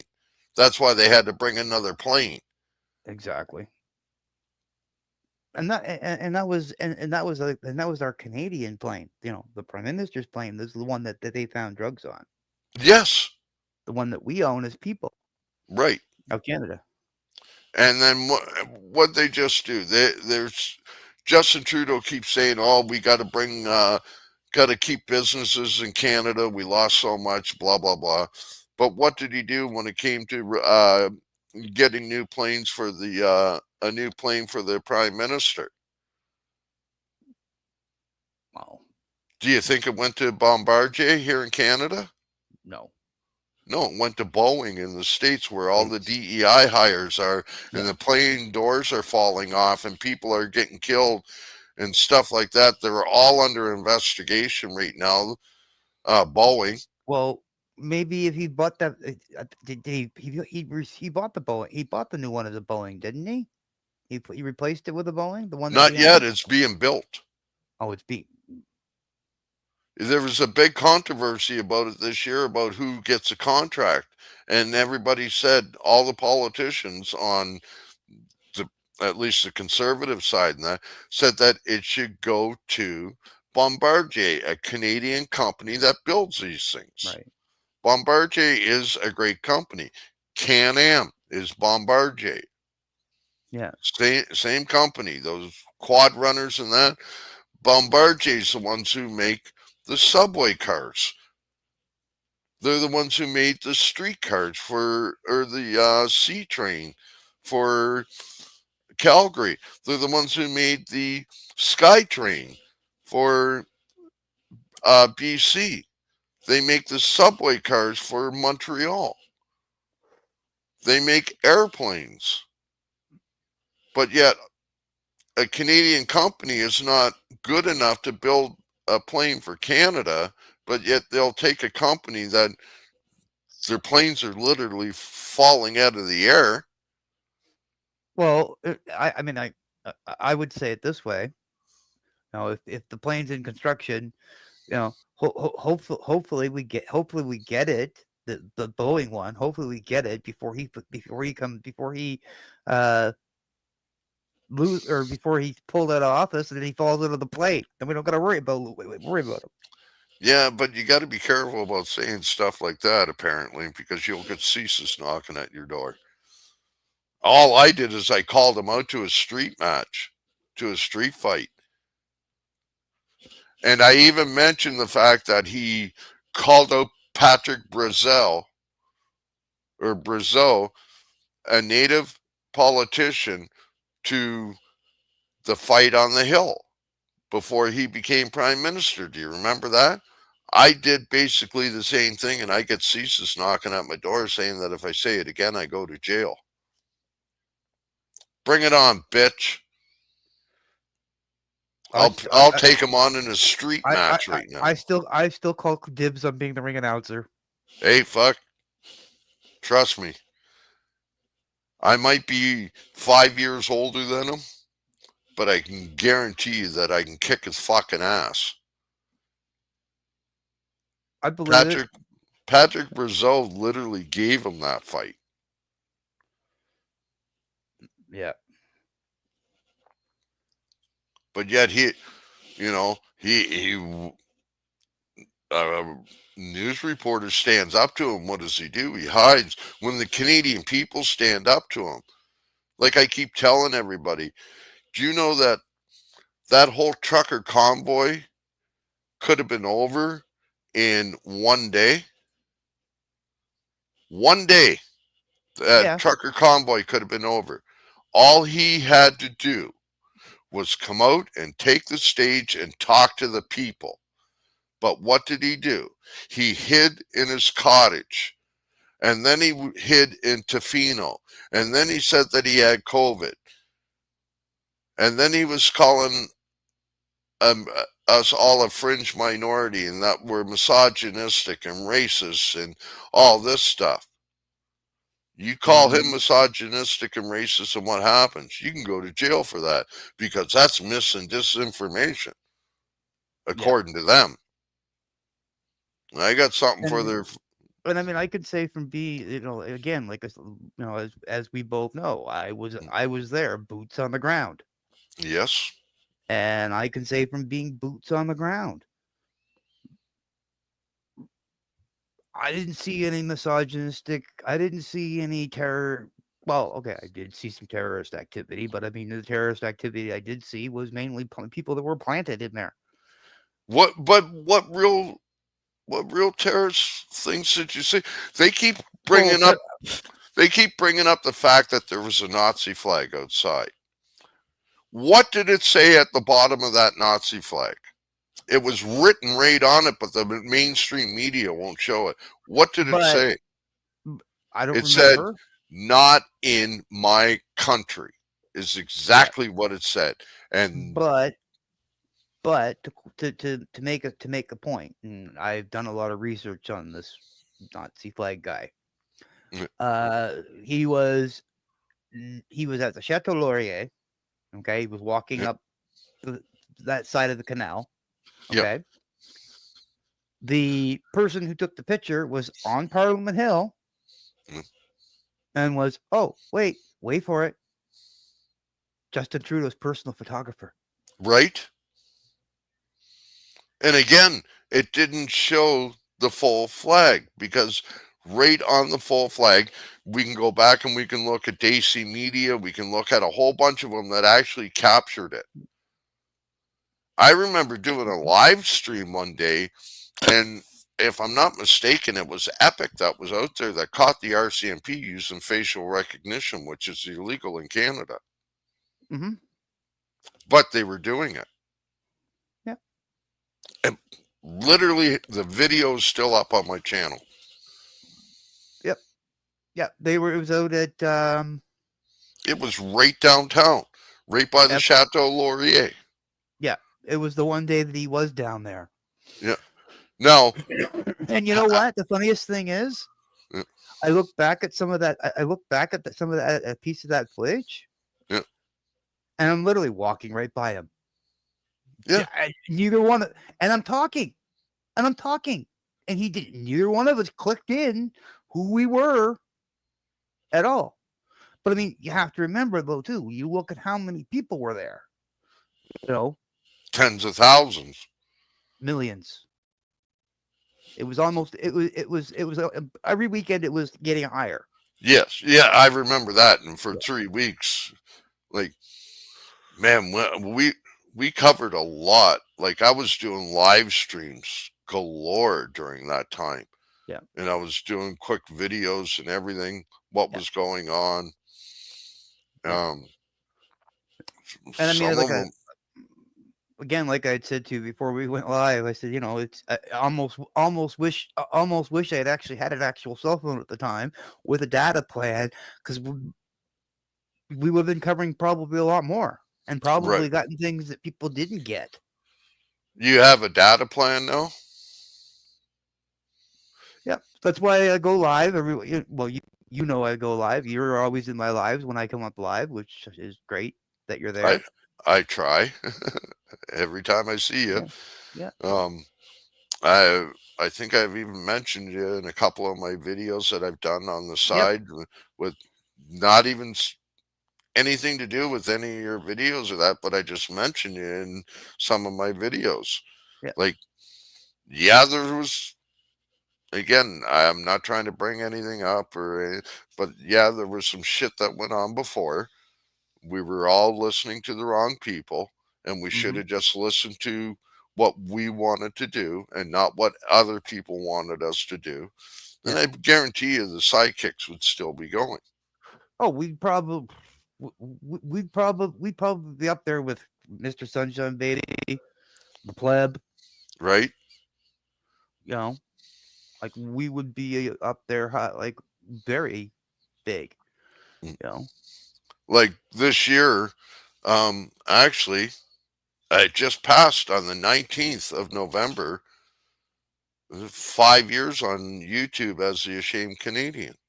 That's not counting what I was on before, the yeah, channel that I lost. That's not counting what I was doing through Facebook before I realized that I could go onto YouTube.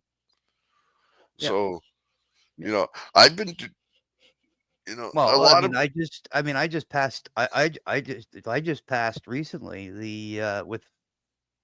I know this because the other person we were talking about earlier, that you don't want to mention her name. yeah, yeah, yeah, yeah. Um, she and I just literally ended up, like, we didn't celebrate it, but I mean, we literally had our 7-year anniversary as friends. Yeah. Like and again, we met. Where did we meet? We met on Canadian Rights Media. Both of us being mods in the chat. And I honestly, I can't remember exactly how you and I reconnected. I know that you remember me when you were here in Moncton before. Yeah, Apparently we talked. Honestly though, brother, it's hard for me to remember stuff like that because I of my know. brain Yeah, I and know. that. But, you know, if I'm not mistaken, it was through Epic, wasn't it? Nope. Or No. oh no, no, no, no. It Canadian was Rights Review, that's right. CRR. because he highlighted you on one of the panel shows Yeah.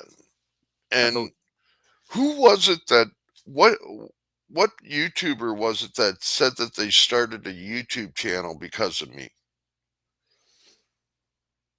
Uh,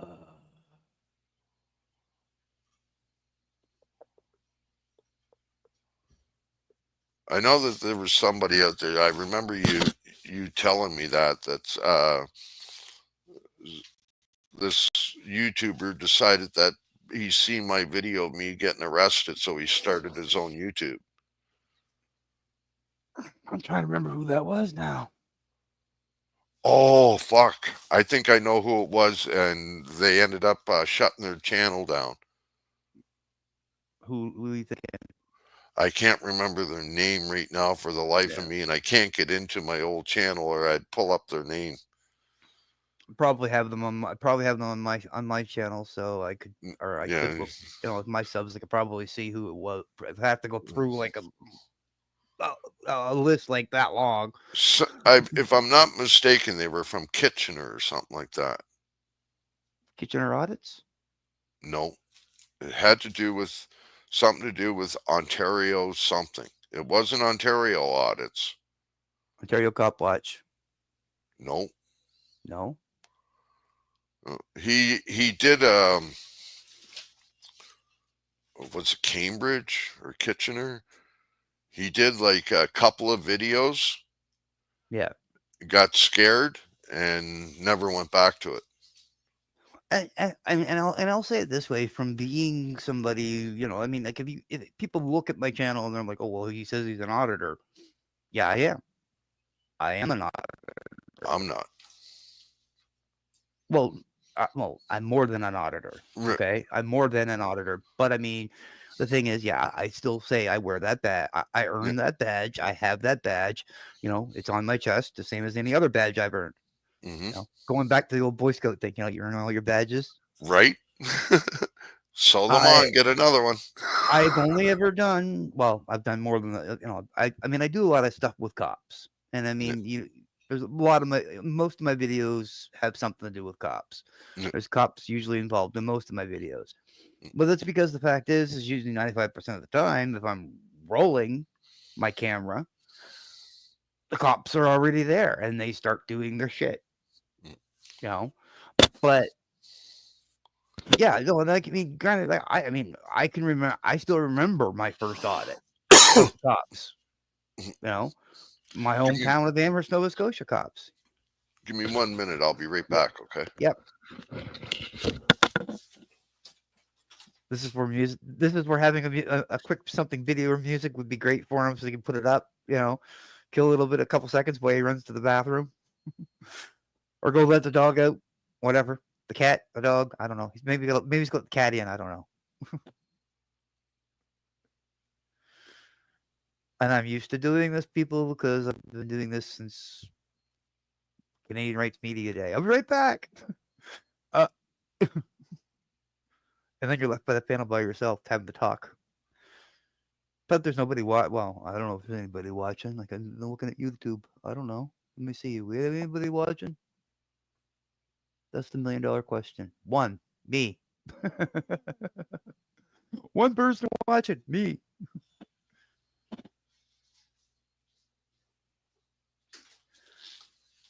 And I'll even do this and say, no, I'm the only one watching.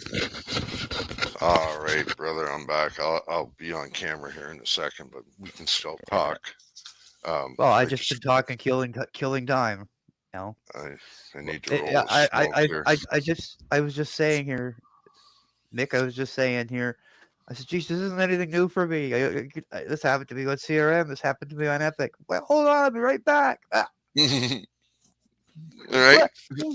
I can't let anybody up. I can't say anything, or I can't do too much. And then I just have to read the chat, and I'm like, how many Now, people are in the chat right now? So I go over to YouTube and look, and it's there's one. That's me. yeah.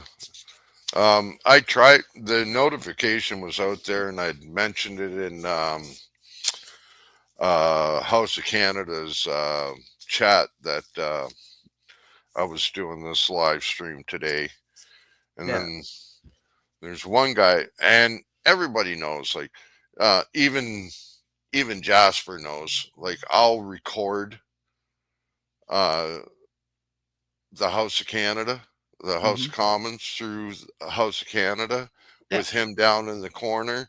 And every time I do that, I always put the link to not just one, but both of his channels in it. He's never had a problem. There's one guy that's there. His name in there is called Chat, CHAT. Yeah. I And know what you that's mean. and he's going in there saying, "Oh, Ashcan 2 is stealing your videos." And hey, fuck, if he had a problem with it, he would have said something by now. I'd sent Well. him emails and everything.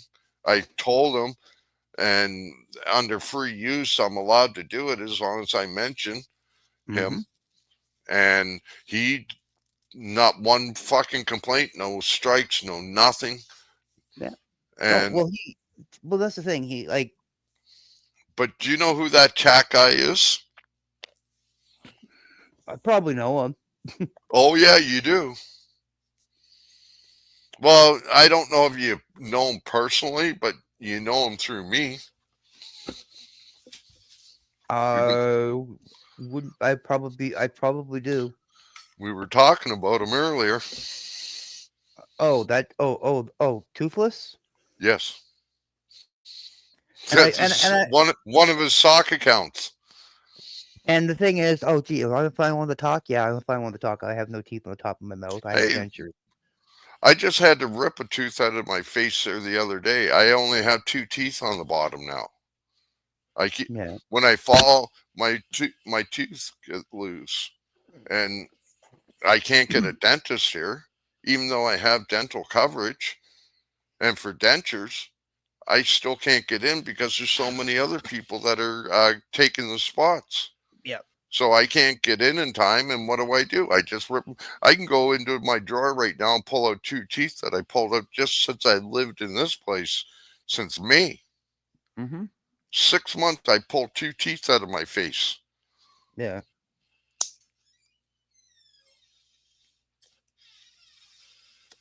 I just can't. I can't get a doctor. You know, I've had two heart attacks. I have to use nitro. I have to have heart pills. I I have my PTSD pills. Can't get none of them because I don't have a doctor anymore. My doctor decided that she was leaving the clinic. So the Mm-hmm. clinic just said, oh, well, You don't have a doctor. We'll get you right, one. because he only gets seen once a year and gets his medication for a year at a time, get rid of him. Yeah. So now I don't have a doctor. And I call 811. I've put my name on the list for a year now, almost a year. I can't get a doctor, so I can't get my pills. If I have a heart attack or something, I'm fucked Yeah. because I don't have Just any of don't my do anything. pills. Just don't do anything stressful. Why do you think I don't go out? That the fact that because I don't have my PTSD pills, Mm-hmm. I don't go out. It's hard for me to go out because I just Yeah. want, if somebody pisses me off, I'm going to attack them. And I don't want to do that. My nerves are shot because of the police and because of government. And they I don't. can't And have kids because of the Toronto police. Not that I'd have any more kids at my age, but like from 2000 for the last 24 years, even if I did hook up with another woman, I can't have kids now because of the Toronto police. yeah. Yeah. Yeah.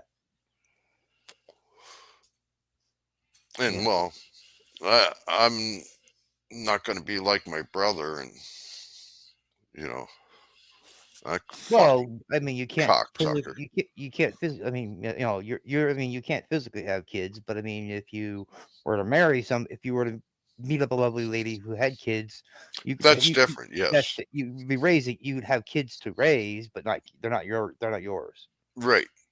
Yeah. So I know for a fact I have two boys. One was born on June 26, 1988, and the other one was born on July 8th, 1990.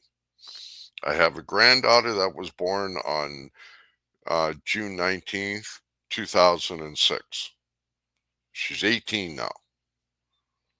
Mm-hmm. Me having kids now or trying to raise kids now that are younger than my granddaughter, Yeah. No. no, No. you know. And ever I mean, since if me you and my got with wife, if you got with a woman, I mean, I'll use an example. If you got with a woman who had a daughter who was just turning 19, then that was your youngest, you might be like, okay, I can handle that. well, yeah, but like even so, if her daughter was just turned 19, that means that she's only in her late 30s at the most. Yeah, yeah, I'm in my late 50s. I'll be 58 in just over a month. yeah, So yeah. like, Well, I mean, I'm what, 7 years? You're 50. You said you're 58 in less than a month. yeah, I'm Yeah, I 57 right now. yeah. So I'm right as of right now. I'm 6 years younger than you. Yeah, he's a year younger than my youngest sibling. Yeah, She's 52. yeah. I got But I five mean, siblings, so yeah. I have I have one biological one, so but he's younger. But but I mean the thing is, I mean I'm 51. I mean people say, "Oh, you're too old to have kids." I'm like, No, I'm not. I still physically can have children if I choose to be with somebody and have children. That's my choice. Right. Just I don't have that now Yeah. because of the police. No, I mean, people say, well, and I mean, yeah, I get the aspect. I am older, and I'm not going to be able to do a lot of the things that a younger dad would do. Right. But still, well, but I mean, I've got so many. I mean, I have so many adopted nieces and nephews. Well, I I ended up getting married after my second kid was born to another woman because my ex left me. She had two kids at the time.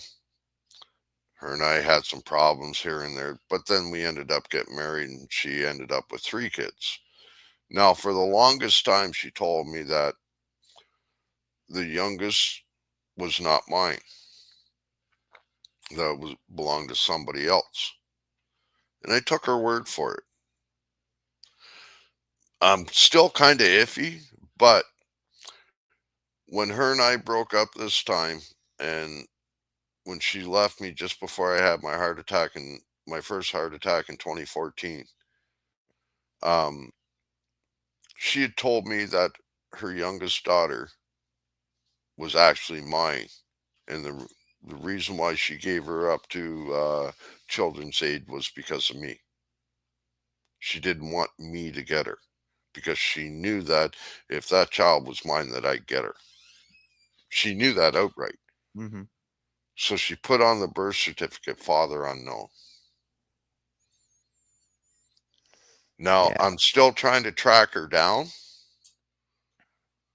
and that would make it. She would be 28 or so now. Yeah. So Just doing I've the math been. quick in my head. Yeah. I'm trying to track her down, right, and then do a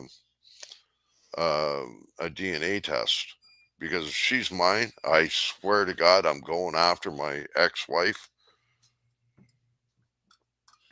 and I'm going to sue the living shit out of her. Well, that's like me with my daughter. I mean, my daughter, and I mean, like I say my daughter. I Yeah. mean, because I mean, like I did see her once when she was 2, and I knew as soon as I saw her she was mine. Okay, like I knew as soon as I saw this little girl when she was 2 that she was my kid. Now, I mean, she was in the foster care system at that point in time already, Mm, and she was with a couple that couldn't have children that I knew, and I was actually on the birth certificate as the father. Um, because the girl wanted me on this birth certificate as the father because she wanted to rub it in my face that I didn't have rights to see the child because I literally lost the rights to see the child in court because the judge believed the lying little yeah, witch minus the W at a B right? and believed her. And I mean, I had 3 cops as character references, 2 of which had been in a case of me supposedly going over and punching her in the stomach, causing her to try to lose the baby. I didn't do it. I proved it to the 2 cops that showed up, and they both came and verified the case. But the judge was like, nope, Mhm. and all because of the fact I asked for a paternity test. Well, that's what happened to me was me and my ex-wife. And technically, she's not my ex-wife yet because we're still married. Um, Yeah. I refuse to get a divorce. I ain't paying for fuck all. She wants a divorce. She wants to marry somebody else. Let her. I don't care, but she can pay for the divorce, everything, including the postage stamps to send me the paperwork and to return it to her. Because if she sends me the paperwork and there's not an envelope that's pre-stamped, I ain't even going out to spend the dollar for a fucking stamp. And I told her that. That's why we don't have a divorce. But I But does caught it? her fucking around on me so many times. Her and I broken up.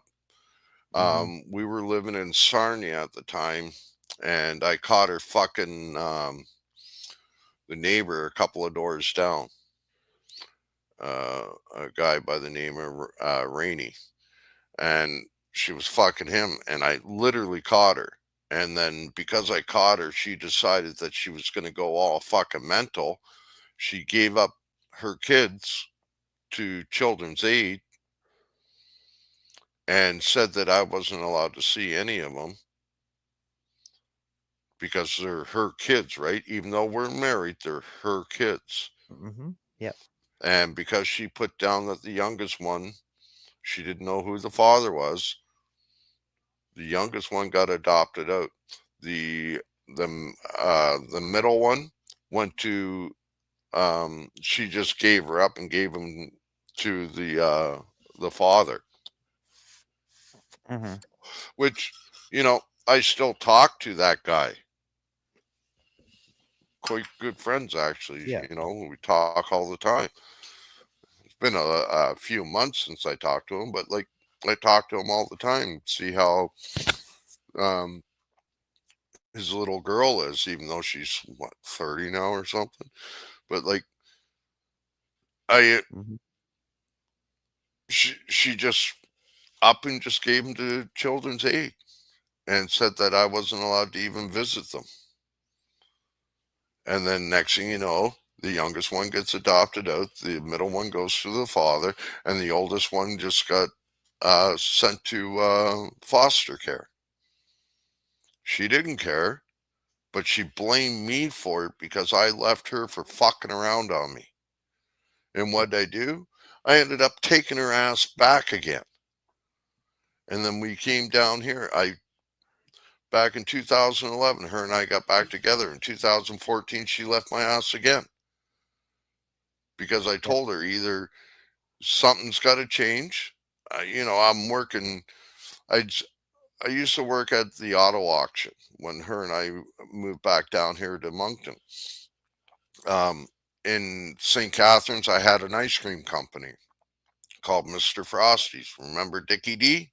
I Mm-hmm. had 12 bikes, Mr. Frosty, and I ended up selling that company and we moved down here. I used the money to put up for a house and that's why the house across the street that ended up burning down. But, you know, we came down here and I told her all she wanted, I was working from 5 at night till 8 o'clock in the morning. I did overnight shifts, nighttime security from Monday to Thursday. So every Monday, Tuesday, Wednesday, Thursday, I would go in at 5 and leave at 8 o'clock in the morning the next day. So I'm working these long hours, giving her money every fucking weekend, give her $100 every fucking Friday just to go to the bar with her friend.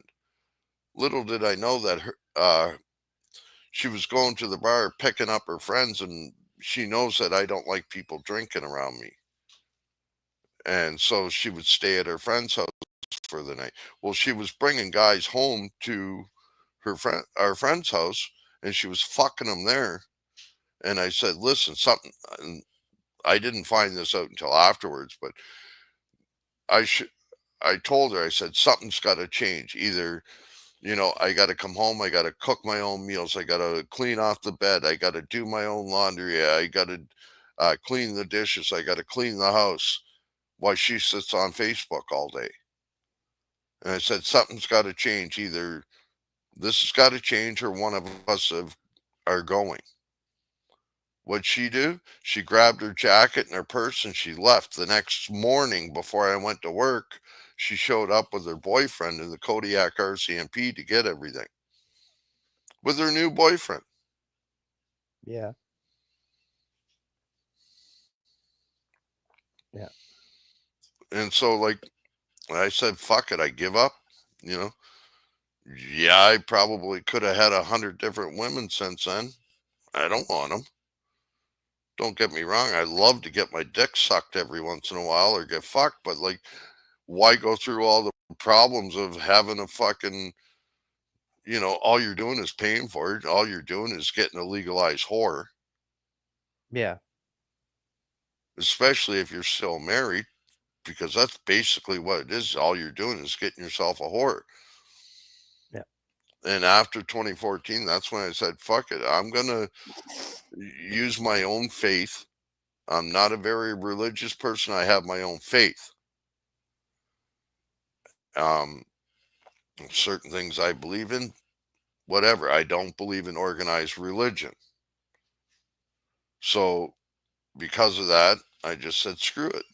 Why deal with the headaches? And that's the way I've been living ever since. Yeah. That's why you never see any women around me. And like I said, don't get me wrong. I'd love to have it, but like, why have all the problems? Yeah. So, Well, I mean, I can understand that because I mean, like yourself, I don't believe in organized religion. mhm. You know, I stopped following organized religion when I was 21. Um, and but as for me, I've been engaged twice. And I had girlfriends. Because I've never actually been married, so technically, Yeah. So, I yeah. it's a slightly different thing. But I mean, the thing is, I mean, since 2022. January the 29th, and you remember me saying this too to you backstage. I had plenty of opportunities during the damn convoy, Right. plenty of And opportunities, and I took a vow of celibacy on day one, and I stuck to it, and I'm happy to say, well, not happy to say, but willing to say I'm still sticking to it. You 10 know, years now for me. yeah, And like what got me out of organized religion, like when I was working for Harvest House, they actually had their own ministry school. I spent 2 years in ministry school with them. And then I was hmm supposed to go to Sussex. I can't remember the name of the fucking the college there now, but I was actually going to become a pastor. But because of everything I saw there and because of my work in the past, like working with different organizations and nonprofits and Christian, so-called Christian places and that I just lost all respect for organized religion. Like, y- go try, go try and film outside of a church on the street. well, if you're Canadian rights media, you can get away with it. Yeah, but most people, if you go record in front of a church, they You're gonna will get freak arrested. out. But Yeah, yet they don't understand that religion and press are under the same section of the Charter of Rights and Freedom, Section 2B. the- yep, You have freedom of religion, freedom of speech, freedom to redress your government, freedom of press, and freedom of assembly, yep. It all falls under Section 2. right? Same as the First Amendment in the states, almost word for word. Pretty much. Mm. Well, I mean, it's the same. I mean, it's what is it called? Oh,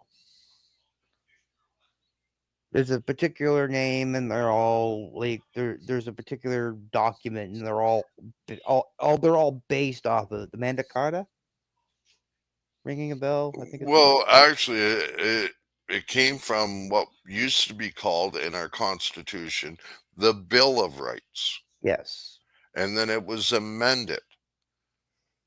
Yeah. And back in 1982, which ended up becoming the Charter of Rights and Freedoms on April 17th, 1982, Yeah. when that became law, when Pierre Elliott Trudeau signed it into law along with all those premiers, including a guy by the name of Brian Peckford, the only person that's still alive to this day that Met him. actually did Great it. man. Now, you go on my old channel and you'll see a video that I did with Brian Peckford. Now, I wasn't there personally, but I did a recording of it to show people. Who, On my channel as well. Actually, one of my lives, one of my own lives from Ottawa, mm, during a press conference in the Sheridan with Tamara and Brian Peckford.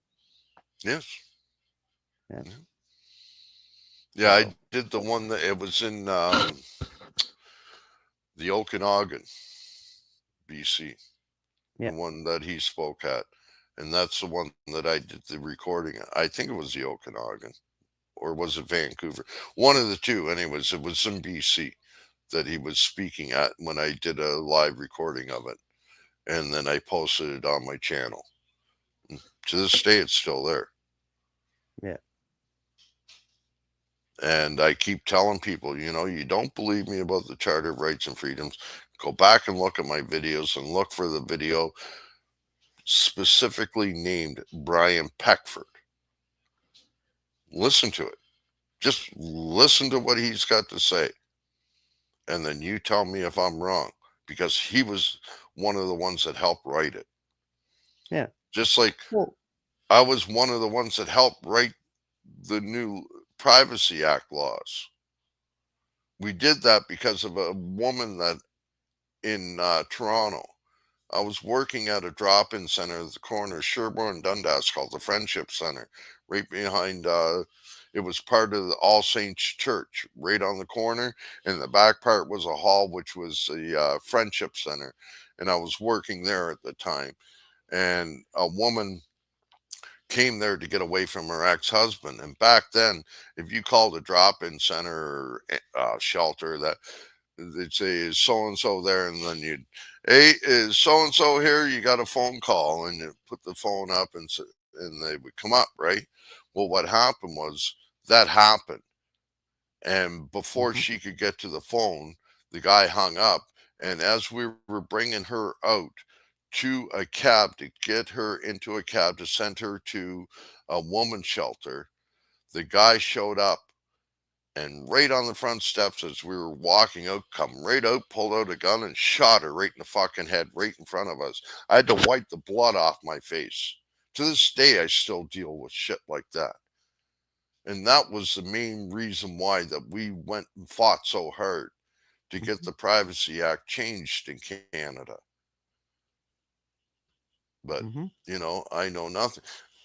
Back in the late 80s, working at the same place, All Saints Church. There was a lady by the name of Nurse Diane Baker. She started a thing called Street Health in Toronto. And we were the first ones to start the needle exchange program in Canada. And then the city took it over. Which they bastardized now. Well, the city of Toronto took it over, and now it's called the Works, and they're right at Victoria and Dundas Street, pretty much right across the street from City TV. At Dundas Square. It's like literally right there. There's a parkade there with the Tim Hortons in it. Right across the street is it's in that clinic. It's called the Works. They have a van that goes to the east side and the west side, and all they do is drive around to hand out needles and condoms and cookers and stuff like that. Yeah. When we first started the needle exchange program, you had to bring us dirty needles, and for every dirty needle you brought us, you got a clean one. Bring us 10, we'll give you 10 new needles, cookers, whatever you need with it. And back then we were using vitamin C kits and that and bleach kits to clean the needles and everything. We would supply all that. But you had to bring back the old needles. The city of Yeah. Toronto took it over, called the Works, and they were going around and you could anybody that wanted anything, you didn't have to give a name. You just you can make up a name and usually what they did is they would ask for your first name and ask for your mother's maiden name and they would put Mhm. that together and give you a number, and that number is all you needed to go. And then you would walk up to them and just give them your number. You want a case of needles? Oh, here you go. Fuck, I watched them literally drive around to different spots to where people were. I sat in there with them and they would drive around and go to different people's places and that, drop off a 5 gallon bucket so that they could get their needles, drop their needles in, or and Mhm. drop off a whole case of needles and cookers and stuff like that. Just drop them off. Did not have to turn anything in. And to this day, it's the same thing. I've You seen do it here not in have, Ottawa. I've seen it yeah, here in Ottawa. you do not have to turn in dirty needles No, anymore. no. Before it was mandatory. In order to get them, it was mandatory. Do you know how long it took me to fight with the city of Toronto, the works, just for them to put rolling papers on the fucking on the vans? It was okay to give them fucking needles and drugs and everything for hard drugs, but you think you could get a rolling paper so that you could roll a joint? Yeah, exactly. Oh no, that's illegal. We can't supply, but you can supply for hard drugs that'll kill somebody, but you won't fucking hand out a few rolling papers to people because they want to sit back and smoke a joint. You know, like it's I don't. It's so fucking ridiculous how this Yeah. is all Well, worked I out. mean, now, I mean, like, I've literally, like I said, like you're saying, I've literally seen it here in Ottawa.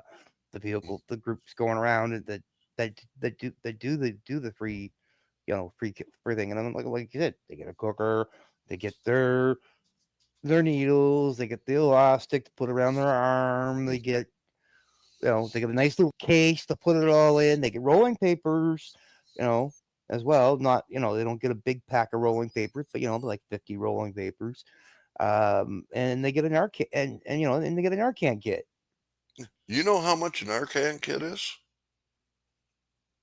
Probably, probably good $100.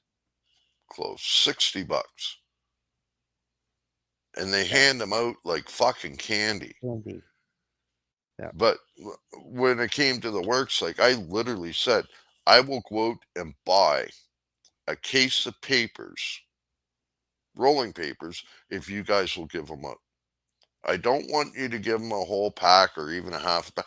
Give them 5 or 10 at a time. Just say, okay, oh, you need some papers? Here you go. But I had to go out and buy a whole case of papers to put on Hmm. there. And then they finally realized, hey, well, people are actually, and the screens, people were using the screens for their crack and everything. Well, they can also use them for their weed pipes. Hmm. I remember the University of Toronto, when I was working at that drop in center, they decided that they were going to come out with stainless steel pipes way back when. And what you had to do is you had to come to the drop in center and we would give you a ticket. And there was only so many tickets because they only had so many pipes. And all you had to do is show up that day, hand them your ticket. You would get a brand new stainless steel pipe with all the screens and filters, whatever you needed, all came with it. But you needed a ticket to get it. That was it. No name was given, nothing. You wanted a ticket? Yep, here you go. That was Yeah. it. And I think they gave away 10,000. They all went within 4.5 hours.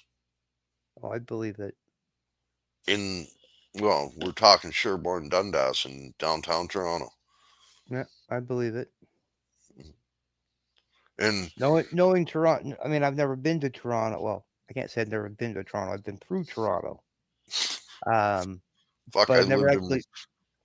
But I mean, just from talking with people that I know, like, I believe it. I Yeah, lived in Regent Park yeah. way back then. And I got married in Regent Park in 1997 at St. Bartholomew's Church in Regent Park, right on Dundas. It's one of the only things that's left there now. Um, now, this government keeps saying that Pierre Poilievre, when he was housing minister, that he only built 6 homes, 6 affordable units. But what they won't tell you is it was Pierre Poilievre and the progressive conservatives that decided with the Ontario government to work with them to tear down Regent Park and to rebuild it. And what they did is they tore down all those low-rise buildings and all those homes and everything, and they put up these skyscrapers.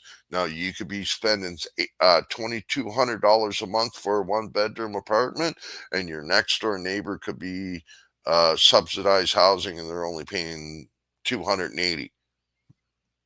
And that's the way they did it. They integrated everything. So them saying that Pierre Poilievre did nothing while he was housing minister, he cleaned up the worst neighborhood in North America. There was more killings the year that I was got married than in Chicago and in California and New York. It was the murder capital of North America with over, what was it, almost two killings a day on average a day Mhm. Yeah. that was going on there back in the 90s. And then that's when they decided that, this has got to go. Now there's quite a few other places that need this to happen too, especially in Toronto, like Lotherton Pathway, like the jungle up on Dufferin Street, like Yeah. half of Scarborough. Like, Well, I mean, but that just goes to show you too. Like you just stated there are other places. That was a bad area. They cleaned it up, yes, right? And you what can walk happened? down the street there now. And what happened? What happened to the bad people that were there? They moved to another area. And it's the same. I mean, it's the same thing they're doing here in Ottawa. Like recently. Like I mean, you've been in Ottawa enough to know Yeah. that normally you see a pile of homeless down on Rideau Street. Yes. You walk down Rideau Street now, you don't see that many anymore. No, Why? because they Because they moved put to. because they pushed them out of Rideau to Bank Street or to Vanier. Or yeah, Vanier. I was just about to say, a lot of them went to Vanier. Yeah. And some of them came up here on Bank. Yeah. I mean, like I'm literally right. Well, I won't say what street I'm on because that's Yeah, yeah, yeah, doxing yeah, myself. But I'm literally like right off Bank Street.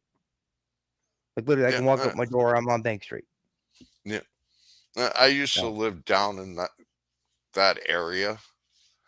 I wasn't there very long because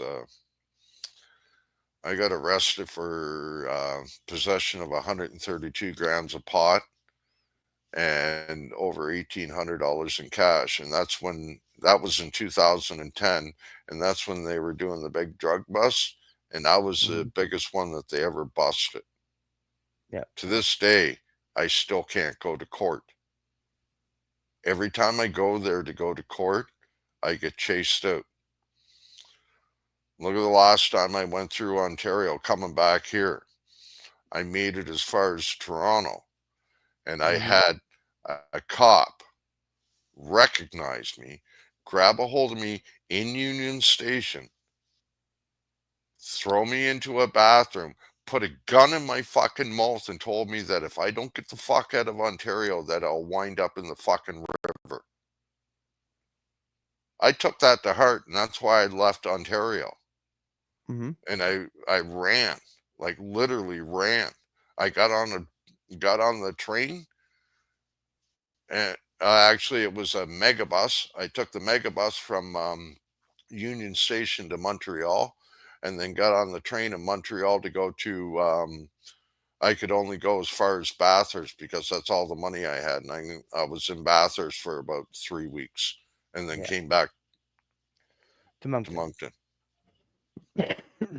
Yeah. But like cops hate me because I was Yeah. exposing them then. Could you imagine if I had a camera back then? Like You wouldn't be here right now. You'd be in the Ottawa River, either that or I'd be a politician. probably. You'd be prime minister. No, I wouldn't go that far. I wouldn't want to be a prime minister. I'd be happy with being a city councilor. But Yeah. like like my heading says, um, I really think that I'm going to run for mayor here. I'm going to go and create enough fuss to bring an election to this city. Now, I got some dirt on the mayor, like her literally charging me for nothing, sending the cops to my door, making me spend hundreds of dollars to um, go to a court that they couldn't even prosecute me. Um, when I was in the trailer park there a few years ago, um, the her daughter is was still in high school at the time, and her daughter, I think she was only 16 at the time, was dating a 27-year-old. And this I know for a fact because the guy literally stood in our fucking kitchen. And I told him that if he didn't get the fuck out of my house and out of this park, that I would be doing 25 to life. Wow. Yeah. And I'll tell you, I've never seen a fucking short little scared man run so fast in my life.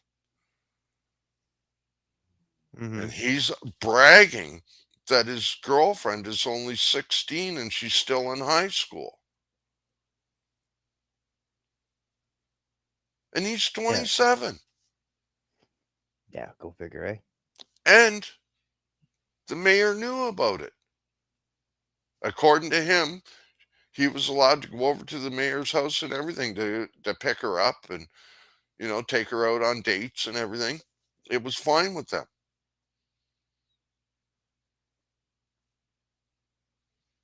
Yeah. Now, I could see if she was 16 and he was 19. It's close Right. enough, right? Even 5 years. But if she's still in high school, you shouldn't be dating and you're an adult, you shouldn't be dating a high schooler unless your name is Justin Trudeau. And he was a teacher and he got caught by the girl's parents and they called him, they brought it, the parents came into the school and then Justin Trudeau went with his lawyers and made them sign a non disclosure agreement and paid her $2.5 million to keep her mouth shut. And he resigned. And that's why he went from there to becoming a politician.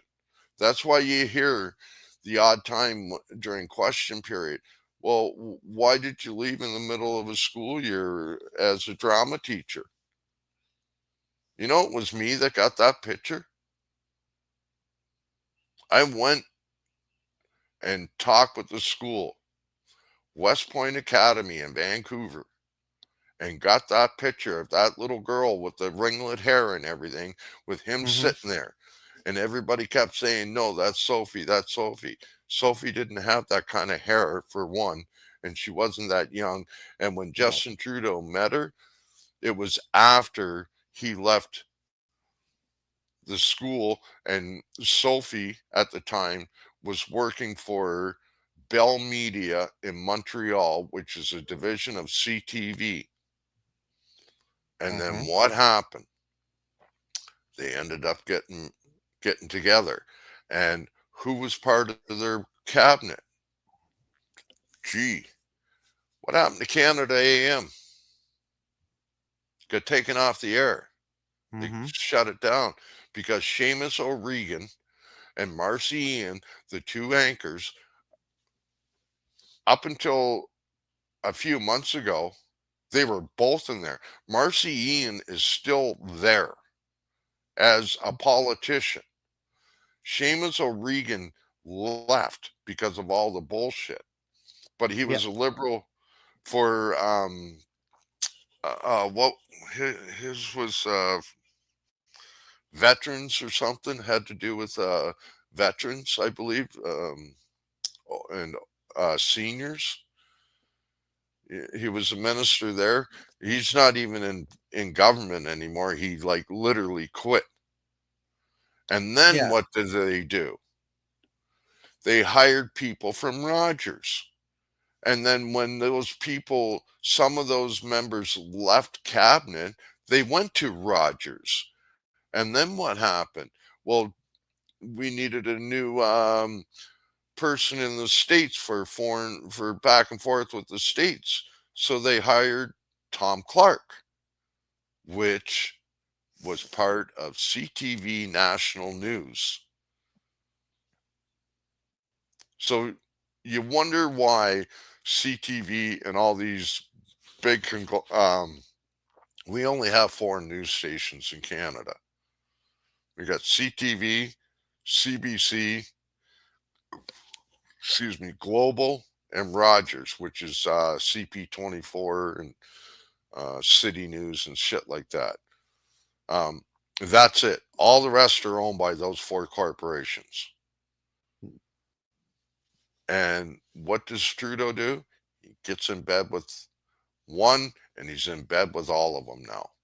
And then you Yeah. wonder why there's so much fake information out there is because of what Justin Trudeau is saying, and because he says it, whether it's true or not. If he says it, these media, fake media, just Hmm. spews it out there. Yeah. That's why I tell everybody, if you don't believe what I'm saying when it comes to the federal government, go check out CPAC. Everything's there. Everything that I say is right there. I go So right to the Seamus, news source. Seamus O'Regan was the Minister of Natural Resources first. Yeah, Then he was the Minister of Indigenous Services yeah, in 2019. yeah. He was a Minister of Veteran Affairs and That's Associate it. Minister of National Defense from 2017 to 2019. The Minister of Labor in and the Minister of Labor from 2000 October 26th, 2021 until June 2024. 19th, 2024. He was the Minister for Seniors. Yeah, and that's when he resigned. Yep. And if I look at it, hold And on. if people don't believe us when it comes to Seamus O'Regan and Marcy Ian, just go search Canada AM on YouTube. Guaranteed you'll find it. Or just go Oh, into CTV archives and you well, search up Canada AM. It shows Marcy Ian and Seamus O'Regan. You I don't mean, believe me even about Sophie Gregoire Trudeau? Just check out Bell Media. If I'm not mistaken, it was Music Plus in well, Montreal. according to Wikipedia, Yeah, which is what I looked it up on. yeah. It says clearly right here in 2000, O'Regan joined Talk TV, a current affairs program, the chat room, and began Mhm, his duties at Canada AM on December the 19th, 2001, mhm. and on November the 8th, 2011, he announced that he would be leaving Canada AM. Then on November the 24th, 2011, he became a correspondent to CBC National TV. He left that in 2012, and then basically eventually became a politician shortly after that because his political career he started in 2014, I believe. 2014. Yeah. So he was on independent radio. He was on some radio station. What was it? That was owned by Bell. Yep. Yeah, Yep. Until then. So yeah. And the same with Marcy Ian. yep. And you look up Tom Clark. Look up Hmm. Sophie. just, Well, just the like thing is, though, too, the interesting thing, though, about Sophie, like Trudeau's ex-wife, Sophie, mm, she was, at one point in time, dating the brother that died in the avalanche in BC. It was mm, she was with him she was with him first, and then when where he did died, Justin Trudeau meet Sophie Gregoire Trudeau?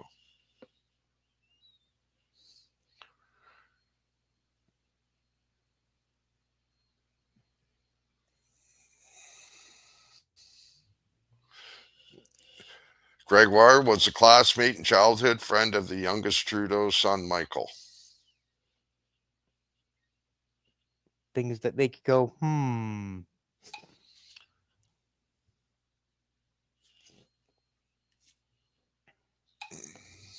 Because Justin was on that ski trip with Where them. did Sophie Gregoire Trudeau work?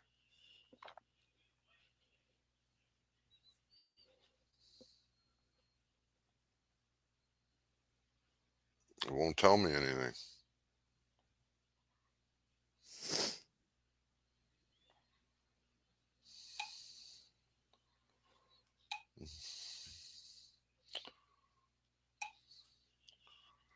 What news company did Sophie Gregoire Trudeau work at? Oh, here it is. Being hired in September 2005 as a reporter for eTalk, CTV's Canada's entertainment show, she served until 2010 as eTalk Quebec correspondent and focused her reporting on the philanthropy and activism of celebrities.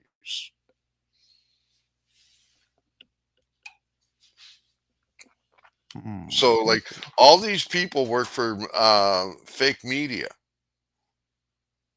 and Hmm. then wonder why people don't trust the media.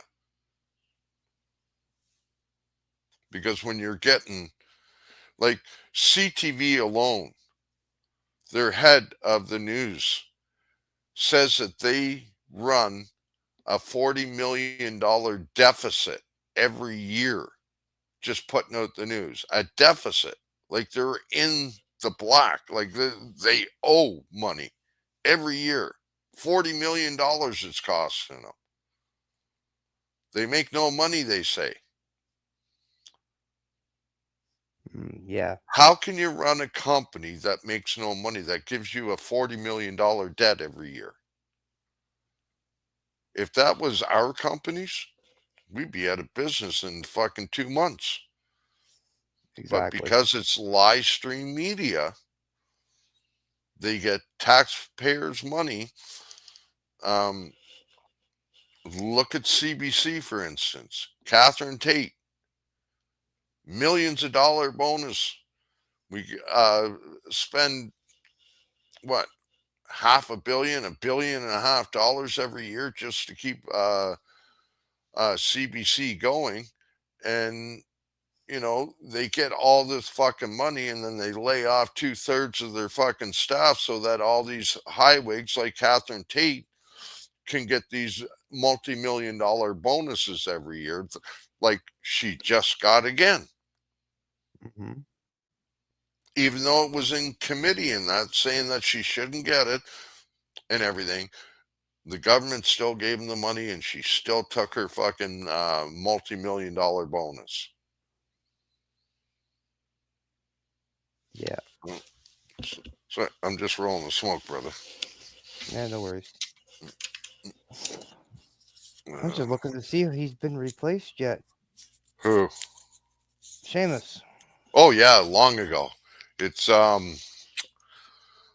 fuck. He's guy from down here. I think it's Nova Scotia. Uh, I'll tell you in a second here. I'm just looking here. Hold on. Seeing if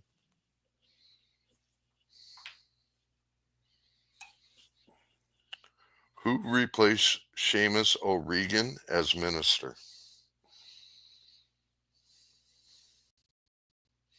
Stephen McKinnon. Stephen McKinnon. Yeah, yeah, that's who I thought it was. Yeah. And he's And he still there. and he ain't that bright. Well, it's like we had a housing or an immigration minister. His name was Sean Fraser. He's now Mm-hmm. our housing minister, but he was um, the immigration minister. Now, as the immigration minister, he had lost over 1 million people in Canada. Do you Somewhere know along the that line, somewhere along the lines, he lost 1 million people. Yeah, I remember. over 1 million people in Canada? Yeah, So what did they do? they kicked him They out. They kicked him out and gave him the housing minister. they put him as housing minister and put Mark Miller in for that. Now, because of that, losing those people and everything, and what was going on just a couple of years ago, because this just happened within the last couple of years, Yep. Mark Miller is now being investigated by the FBI for what Sean Fraser did. Now, don't get me wrong. I hope the fuck that Mark Miller gets what it's coming to him, but he doesn't own what Sean Fraser did. The whole party does. They all should take responsibility, but it was mainly Sean Fraser that lost them and allowed so many people to come in. Do you know that we have over 4.9 million people here right now that are basically here illegally? Yep. 4.9 million. That's get another 100,000. That's not counting all the people that came from the States and that in the last year. We're looking at 5 million people that are here illegally in a country that only has 41 million people. You have a country in the just below us called the United States that's had roughly 15 million people. Mm-hmm. They're a country that's almost 10 times the size of us, but we've had more people come into our country per capita than they have. Our country's being overrun. Now, they've only had 100 and some odd people try to cross the southern border that are on the terrorist watch list. And from Canada, there's been almost 500 because they're allowed to fly into Canada and then they just try and cross into the States. Even though Yeah. Yeah. the And States, but if you remember, according to Justin Trudeau, Wrexham Road does not have people going through it. they just got people there just fucking last night. Literally last night. Oh, Yep. sorry. I'm looking at my TV thinking that I'm talking to you because I see you in my TV Yeah. too. No, I know. I know. See right there. So, but yeah, just last night, 10 people. Yeah, I It got an was email. just brought. I'd actually got a Facebook message from well, well, actually, an email, text, Facebook, both, all three, from Lincoln J, who's actually down there filming right now with Alexa, and he said point blank, he says, people come across, No, people come across at night. it might have been 2 days ago, but like I know that they just brought it up within. I think it was Wednesday that they brought it up because they didn't watch most of today's because of this. So, Yeah. um, yeah, Wednesday they brought it. So Tuesday night, 10 people crossed from Roxham Road. Now, you see how they secured Roxham Road? They put a bunch of RCMP officers at it. Now they're not there. Yeah, well, what they did, there was a building there, a small building. Mm-hmm. You know what they did? They tore down the building and they put up a no trespassing sign on the. Nice. That was it. They didn't put up a Ooh. fence, nothing. They just put Yeah. no trespassing. My the guy that the guy that's the head of the media guild that I'm with, Yeah. the independent media guild. I mean, we're a centralist media guild, by the way. So people are not saying, "Oh, you're a you're a right wing media." No, I'm central. There's a difference. Um, How do you join? how do you join? Well, you have to have you have to actually have some of the actual physical media experience. I can see. I can 10 see about it. years doing it. I can see about it. I'll see if we can get you as an East Coast correspondent. We're actually branching out slowly, trying to get some correspondence across the country. Um, Listen, if I had a fucking scooter, actually, I'll show you. If my shoes weren't fucking holes like this in the bottom of them, I would yeah, actually go out and fucking do recording. But I can't even go out because I can't afford to buy a fucking pair of shoes. shoes. Yeah, Those shoes I bought in Vancouver a couple of years ago. Those shoes have got a lot of fucking miles on. I can't afford to buy a pair of shoes. And now with them literally taking all my fucking rebates and everything right there, they're taking all that from me. I can't afford to buy them. And people say, well, why don't you go to the good? Would you put your feet into somebody else's shoes after you don't know if they got, toe fungus or fucking athlete's foot or anything like that? There's three things that I will not take used: socks, underwear, and shoes. If you want to give me a used jacket, I don't care. That can get thrown in a washer. It's kind of hard to get toe jam out of fucking shoes, and there's no way I'm going to wear used socks after somebody else has had them put holes through them, or wear somebody else's fucking crusty underwear. I'm not doing it. I'll go fucking commando before I fucking wear somebody else's underwear. Other than that, you know, sweatshirts, t-shirts, jeans, jackets. I have a problem with hats too. All my hats have to be new. But yeah. other than that, like, Hat, socks, and underwear. I have no problem with. I have to, the same as you. I have a problem with that. I cannot use somebody else's. mm, Um, I mean, mind you, I have because I've had to. Because I was at a friend's place one time and I only had one pair of socks with me, and I was, they're like, here's a brand new, here's a pair of socks. I only wore them once. that's different though. You know where Yeah, they came from. yeah, I'm not going to go to like a thrift store like Salvation Army or something like that, and or go to a shelter that and ask for a used pair of socks because no, I don't know where they've been. I don't know if well, there's no, holes in them or anything, right? most, yeah, And when I can go to, like, a few months ago when I got my income tax returns and that, I went to Giant Tiger and I bought 20 pairs of socks for $10. yeah, You know, those yeah, cheap fucking, yeah, I don't care. If I got to buy a package of them once a year, yeah, socks can be washed as long as I know that they're mine. yeah, I get the same color, so I know that it doesn't matter if I mix match them or not because they're all the same. So I'll buy like 20 pairs for $10, yeah, and when they start to get holes in them, I throw them out. yeah. Other than Well, that, like, I mean, like, whether I need them or not, whenever I'm out, like going to get something, to one of the shelters and getting something, like the 507 or whatever place I'm going to get something to eat. If I see the interstate mission people going around, and you know what I mean by the interstate mission, yeah, yeah, right? Yeah, if I see them going around, they always have socks. I always grab a pair. yeah, but they're Always. always new socks. They're always new socks.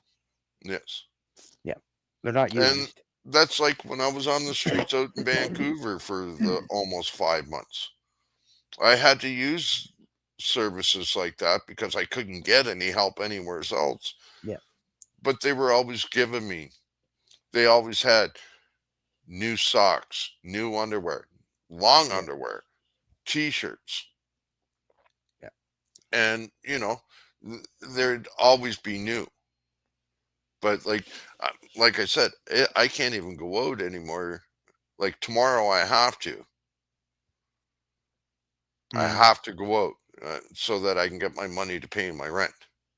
yeah. Same thing. Other than that, like, and do some grocery shopping. But if it's raining out, my feet are soaked. Like I showed you the cracks Yeah, right across the bottom. They're yeah. worn out. I can't afford to buy even a pair of shoes. I say this. I normally would not go to a shelter or secondhand store or giveaway place to get shoes, but I did. With went to the biker church here in Ottawa, and I actually got really lucky because the fact was is there was literally a pair of sneakers there that were my size that somebody that had it like, literally and I talked to the guy who donated them because he saw me wearing them. He says I only wore them for like 2 weeks, you know, and I donated them, and he says, like he says I'm glad that somebody I know got them.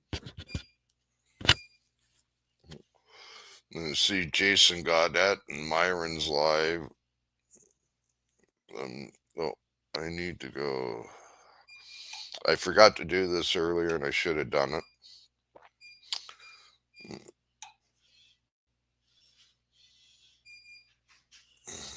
I meant to share this on X. Forgot to share it on X. Yeah, Oh, we're getting close to 3 hours, man. yeah, right. 2 hours and 52 minutes. Yeah. Wow. But yeah, it's so. Do I do a bid, and do I throw my hat in the ring to become mayor of Moncton? Well, I mean, if I was back in my hometown right now of Amherst, I probably would, throw my hat in, just because the fact that I know how corrupt my hometown mayor is. The only thing I hear, is that there's no election scheduled for Moncton.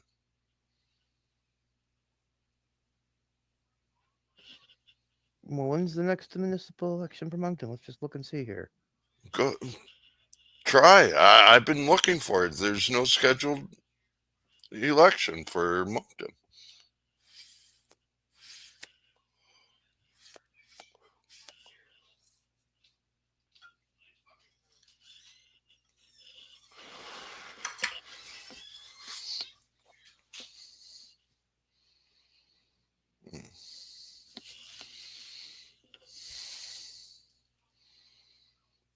Mm.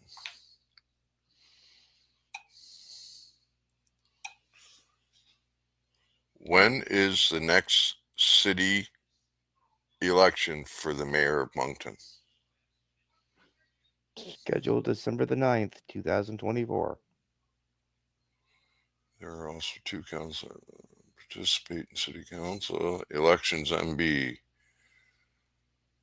home municipal by-elections, unless otherwise indicated. The act being references the Municipal Elections Act. Um, well, I guess I Municipal better. by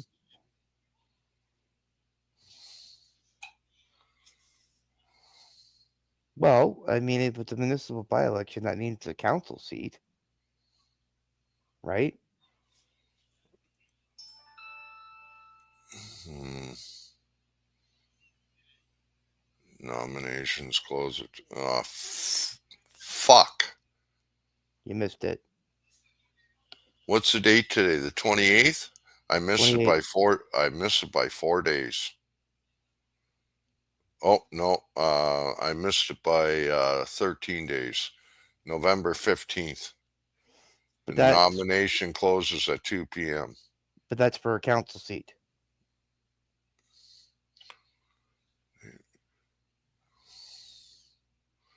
Oh, actions to be taken. Um, application for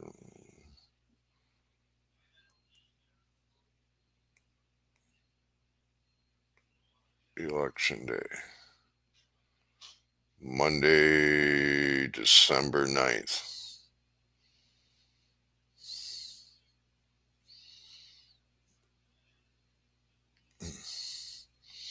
Well, they finally put it up because I've been looking for it, and if I would have known that, I would have had all my paperwork in already.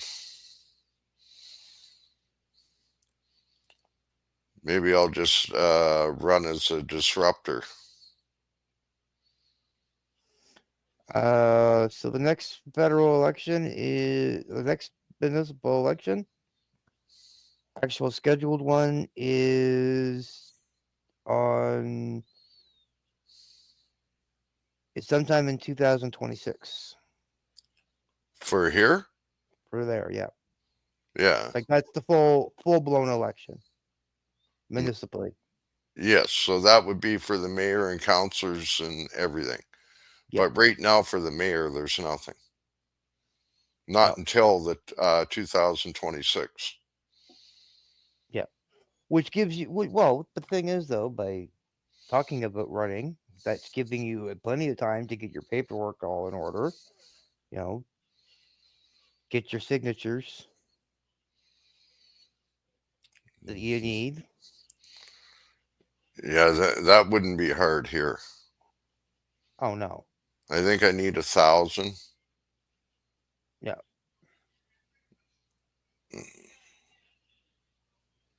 I believe it's 1,000. I mean, that's what it was. That's what it was. In Toronto, when I was running for city councilor, I needed 10,000 and had them, Yeah, and was able to raise, I what was it, almost $250,000, and all that money had to go back because they wouldn't allow me to run because of my criminal record in yeah, Toronto. So all that money had to get sent back. And every dime of it went back. There was um, Mayor Mel Lastman made sure that it all went back.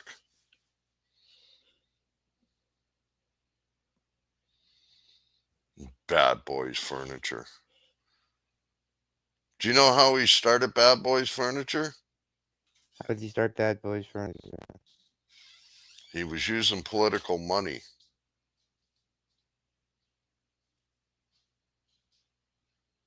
And then when he became the mayor of North York, he was still doing all those commercials for Bad Boy Furniture.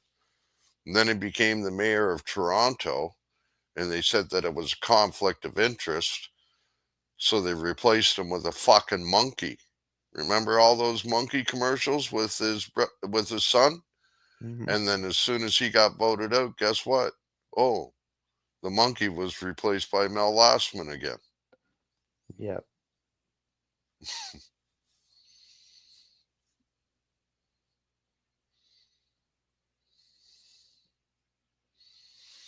Oh, uh, I just remembered this. What has two bony thighs, two small breasts, one left wing? Taylor Swift. okay.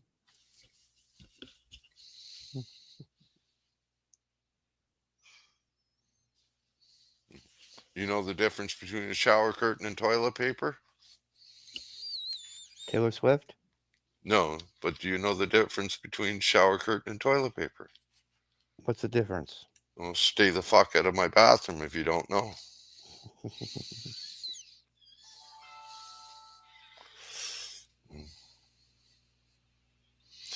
Uh, uh,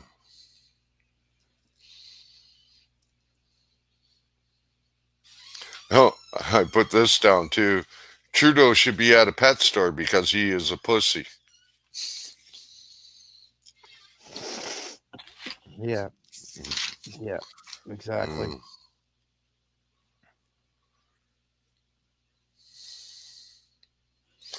Mm. I came up with another one, and I actually sent it to Benny Johnson, and it says, "From wall to sea, under Trump, the USA is free."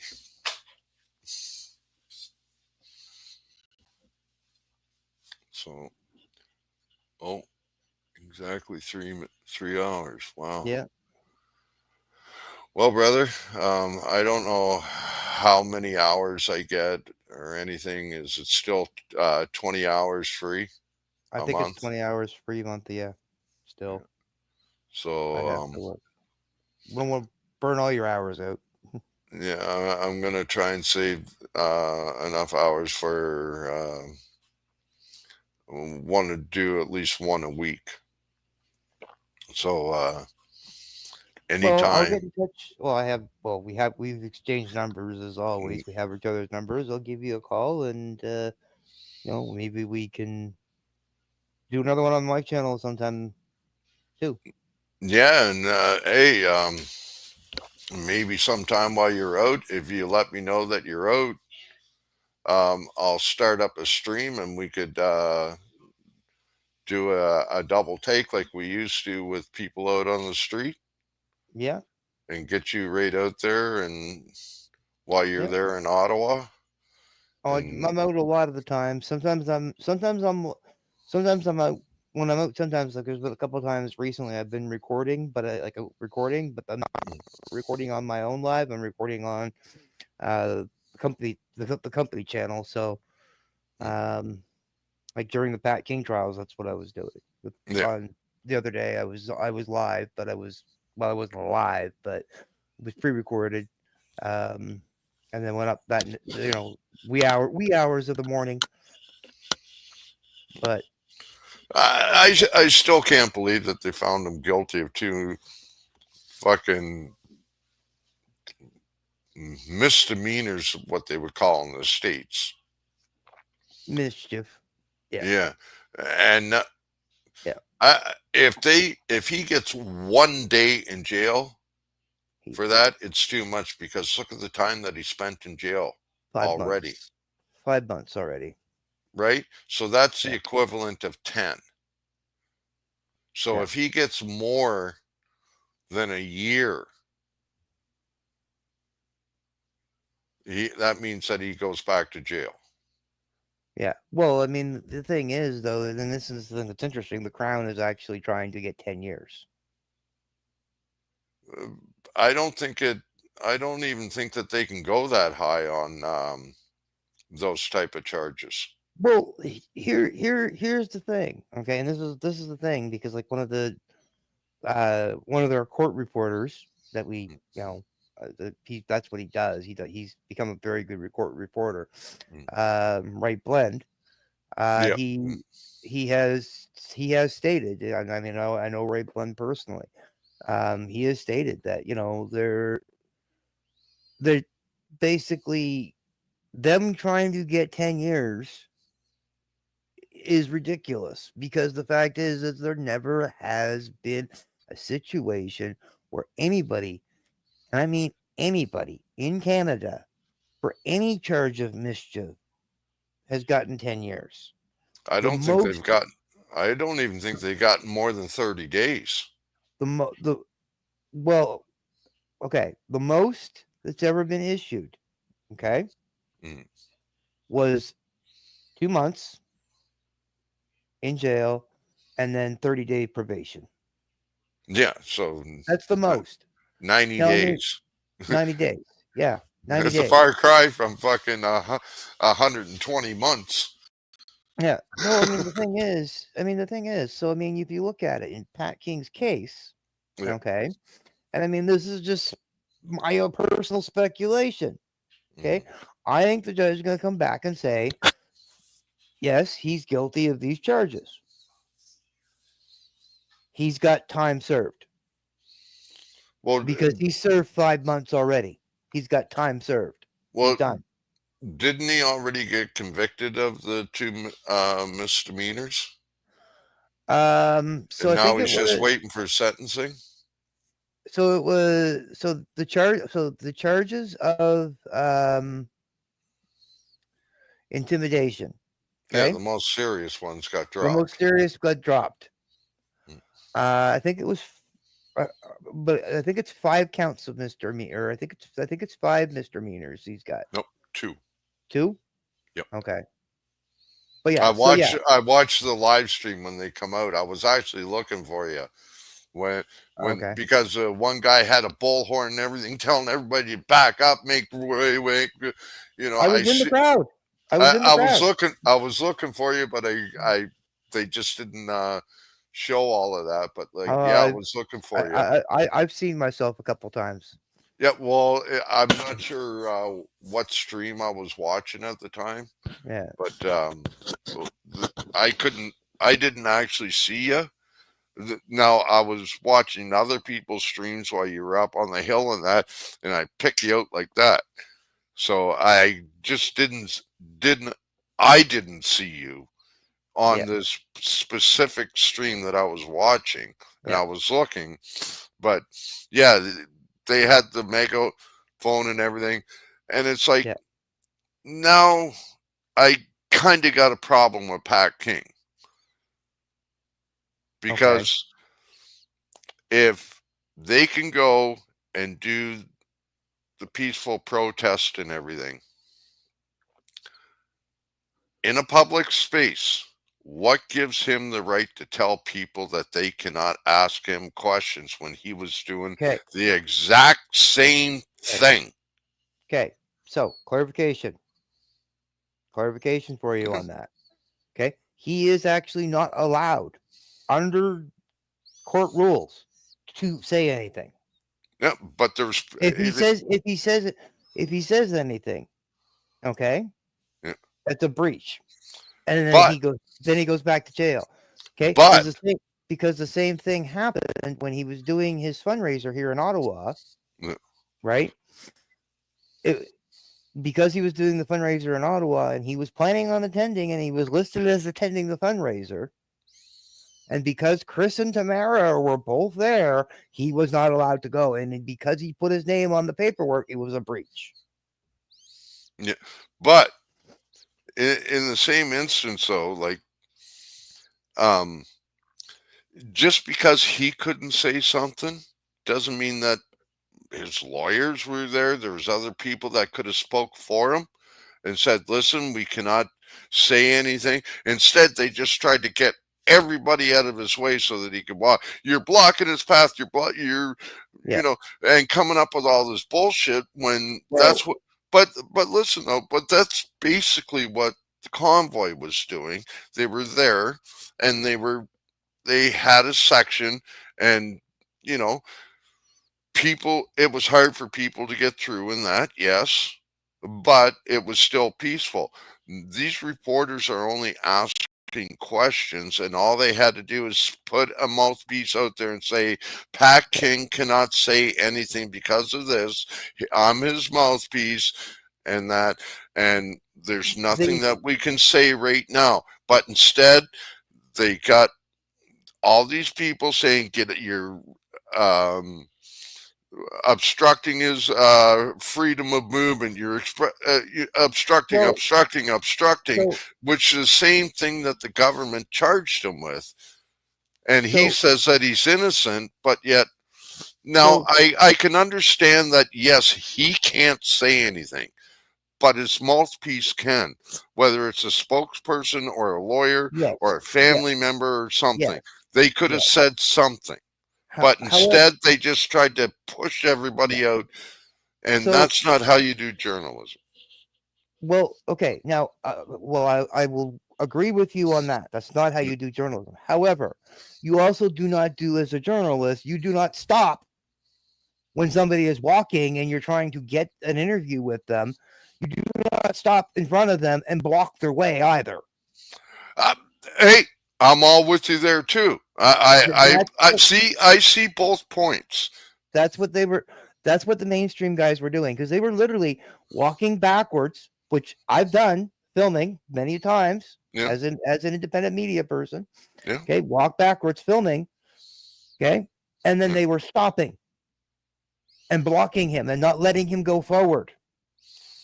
So because they and I mean, he's only got a certain amount of period of time for a lunch break because that was the lunch break one that you're talking about that you're referring. And the gentleman, I know the gentleman came up through the middle of the crowd with the megaphone, trying to dissipate the crowd so that Pat and then his team and could get through. And when they did, and they got through, literally, I mean, I'm guilty of this part much as anybody else. We're literally cutting down across lawns to get to Pat King. Okay, and I mean, like, granted, I'm part of having block on half these other media because the fact was that they were literally what they had done. No, you don't do that. Right, and I understand that, and yes, they shouldn't have blocked him the way they did, and I do hold all those so-called journalists and independent media. I do hold them partially responsible, but Well, the just think independent. about it. Just wait.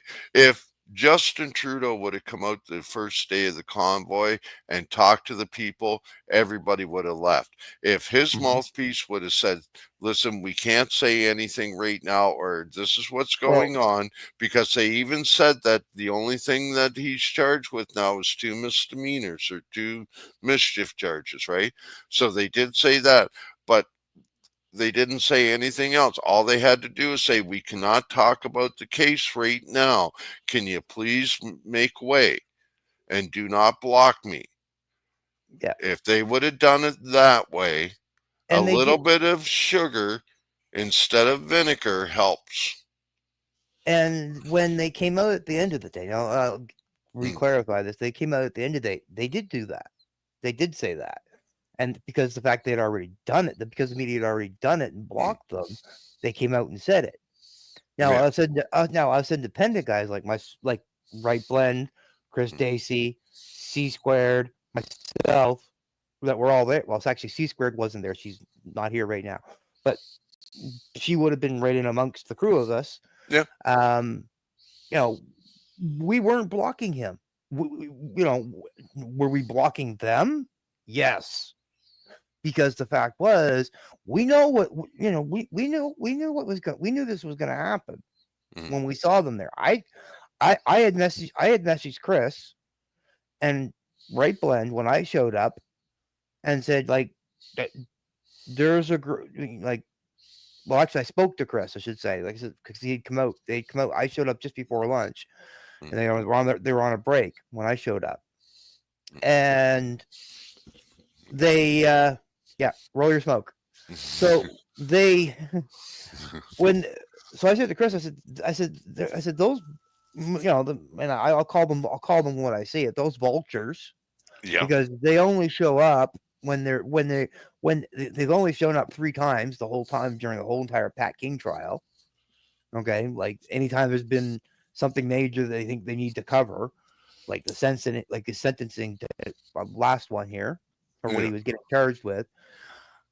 And Chris, yeah, we know we've got this covered. Just get right behind our people as quick as you can, as soon as we come out. And that's what I did. As soon as they zipped out, one of the other people that was doing security knew who I was. I was right in amongst the group. I was like literally, I could have put my hand out and touched Pat King on the shoulder. Oh, wow. And I That's didn't how see it. close I that. Well, to give you the fact Right Blend was right in front of me. I mean, I love him to death. He's like a brother to me. He's like one of my little brothers. Um, Mhm. you But know, he's a big guy, he's not a small guy. You right? know, you know, So, it's like it's like the football scenario. He's the lineman. I'm the quarterback. right? And I mean, like, I was right behind him, for most of that. And even when they were cutting off across the lawn, the mainstream media guy, I had one mainstream media guy bounce his camera off my head trying to get by me. So what did I Yeah. do? I gave him you hit me first, I'm hitting you back. I gave him an elbow right in the side of the ribs, and then he kind of jolted off. And then after it was all said and done, and I'm back over in front of the courthouse, he comes up to me. He goes, "You elbowed me in the ribs. I didn't touch you." I said, "Excuse me." I said, "The last time I checked, when I went through media school," I said that, and my years of in media, you don't use your camera as a weapon. I learned that in fucking in grade school. You don't use something as a weapon Well, unless it's a weapon, yeah, exactly. and then you better have damn good reason to use a weapon Yeah. because you know you're not Well, allowed to carry weapons in Canada.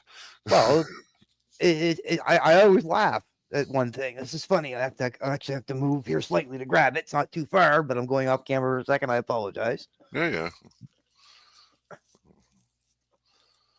Everybody in media, the media groups, all say, "Oh, you'll get Oh, you won't be allowed to carry that around on the hill." Okay, Why not? because it can be considered a weapon. Well, you know what? You know what? You know what? You know what the head of PPC said to me What? of the parliamentary protective services. Mm. That's camera What's mount. right? I can't stop you from carrying that on the hill. He says. Do Now, you need mind you, one of these? I got one of those. Okay. I got one of those. I got two of them actually. Because But if you didn't, I would have found a way tomorrow to put it in a box and I would have sent you this one. Because I well, I've don't got. really use it because I have hey, you want a little one that turns into a tripod? A Hold little one on. that turns into a Let me show tripod. you what I'm talking about.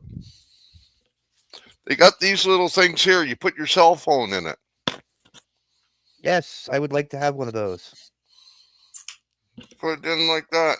Now, when you're sitting down, you can open it up like this, hit these two little buttons, bring it down, and now it's a tripod.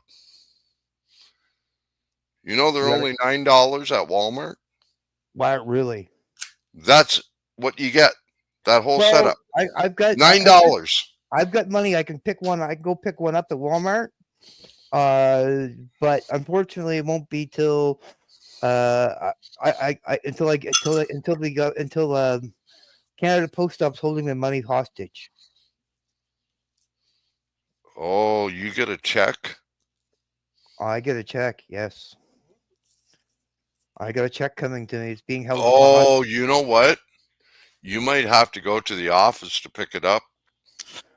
No, not this check. I have to wait. I have to wait till the postal strike's over. This is a CRA check.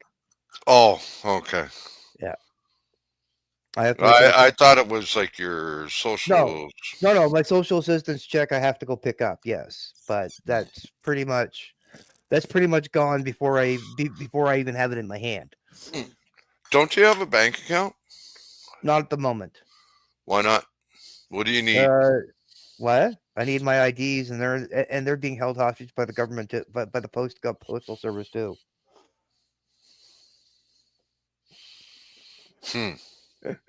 They're all being held hostage. I'm being held hostage by the postal strike as much as everybody else is. Well, So Jagmeet Singh is holding 41 million people hostage. yeah, exactly. Yeah, exactly. Yeah. Oh man, if I would have known that, like, Yeah. um, But if I get another bank, when I get another bank account, it's gonna be. I'll be letting people know. So because I've had people. Because the thing is, I mean, I have people that donated to me all the time when back in the day when I did have a bank account that donated to me all the time. You know this as well as I do. How many e-transfers we got from our Canadian supporters. That are like, oh, I want to send you money. I'm like, you can't. Not that I don't want it. I mean, I would. oh, there's a way that you can do it. So what you do is you go to drugstore, fucking Walmart, and what you do is you get yourself a prepaid reloadable Mastercard, and what you do is set yourself up. Um, what was I using? Slash the shame Canadian. It was PayPal.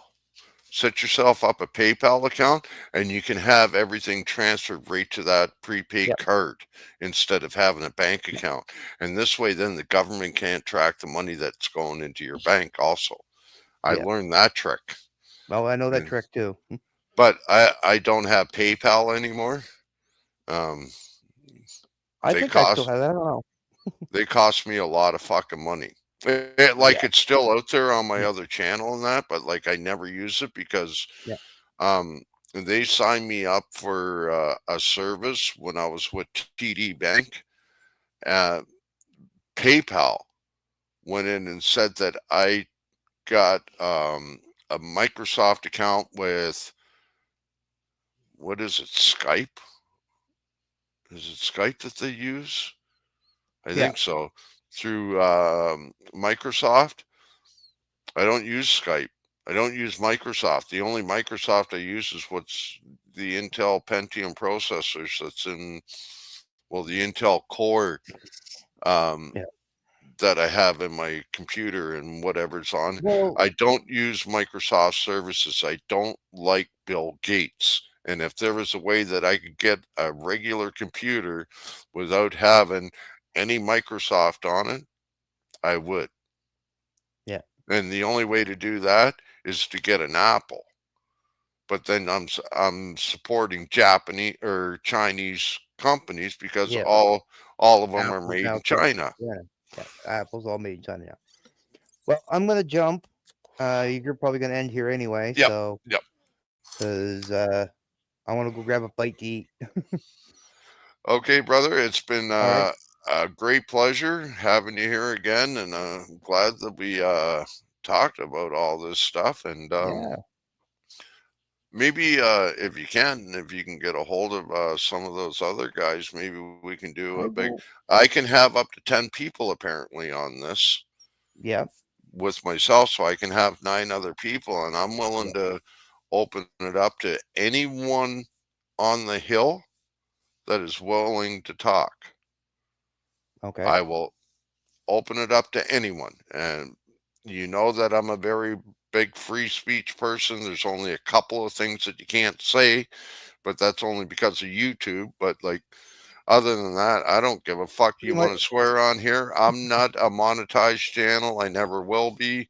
I never was. So, Yeah. um, Well, I'll say it, it this way: I'm not monetized, but if I do monetize, it'll only be only be the reasons, be for certain reasons. But and well, the that's thing just of it is, with the that. monetization, you're losing so much money to Google. Yeah. Well, Like, to give you an example, okay, I've already looked into this. Okay, so for every ad, if you're monetized, you get ads, yeah. right? So for every ad that plays, you make 2 cents. But it has to run more than 5 seconds. You have to Exactly. watch. Everybody has to watch a full ad. So if it shows up skip ad and people keep skipping the ad, you get nothing. Yeah. That's what I Exactly. do, anyways. I never watch a full ad, so unless No. it's No. the odd person, I will only because I'm supporting them, like Yeah. Cletus McFarland or Roman Atwood. Yeah. I don't know if you know who those guys are, but I know the names. I'm a huge car freak, and I'm trying to get Cletus to bring Cletus and cars to Canada. Yeah. They go all over the states.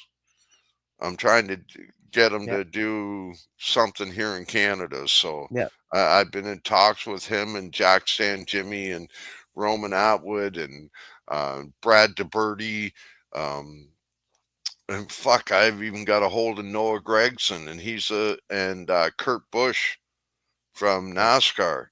Um, I'm really trying to do something about bringing that kind of fun here to Canada because I don't know if you ever watch him, Cletus McFarland, but I've watched them some. he owns his own racetrack called the Freedom Factory, and it's just for YouTubers. Yeah. You got to have a YouTube channel like Noah Gregson does, Kurt Busch does, Jeremy Mayfield. He was just on there with his NASCAR. All these people are going there. So this is what I'm trying to bring to Canada and see if Yeah, we can't get Cletus to come here and it'd be host an event here. it'd be sweet. Oh, right? Yeah, And what's the harm in trying? All he can say is no, right? nothing ventured, nothing gained. Exactly, brother. And that's why we got YouTube. Because Exactly. if it wasn't for YouTube, Donald Trump wouldn't have won the fucking election. YouTube and Well, X is what got him exactly. the election. Yeah. Well, like I Mainstream said, media I'm didn't. out. I'm out. I'll let you close out your show Okay. and have a great night. You as well, brother. God bless you. Remember, remember, keep your stick on the ice. Right? Take care, brother. And okay, folks. I'm going to shut this down. It's been 3 hours, almost 3.5 hours here. So, again, anybody in the Moncton area, I am thinking of running for mayor of Moncton. Put your comments in the chat. Send me an email at Mickey Allen 3. So that's MICKEYALLAN, the number 3 at gmail.com. And let me know. Would you vote for me? And what would you like to see as a government official? What would you like to see me do if I ever get elected? Um, so until then, stay safe, have fun, and always, always, always record your government officials. Until the next time, folks, good night.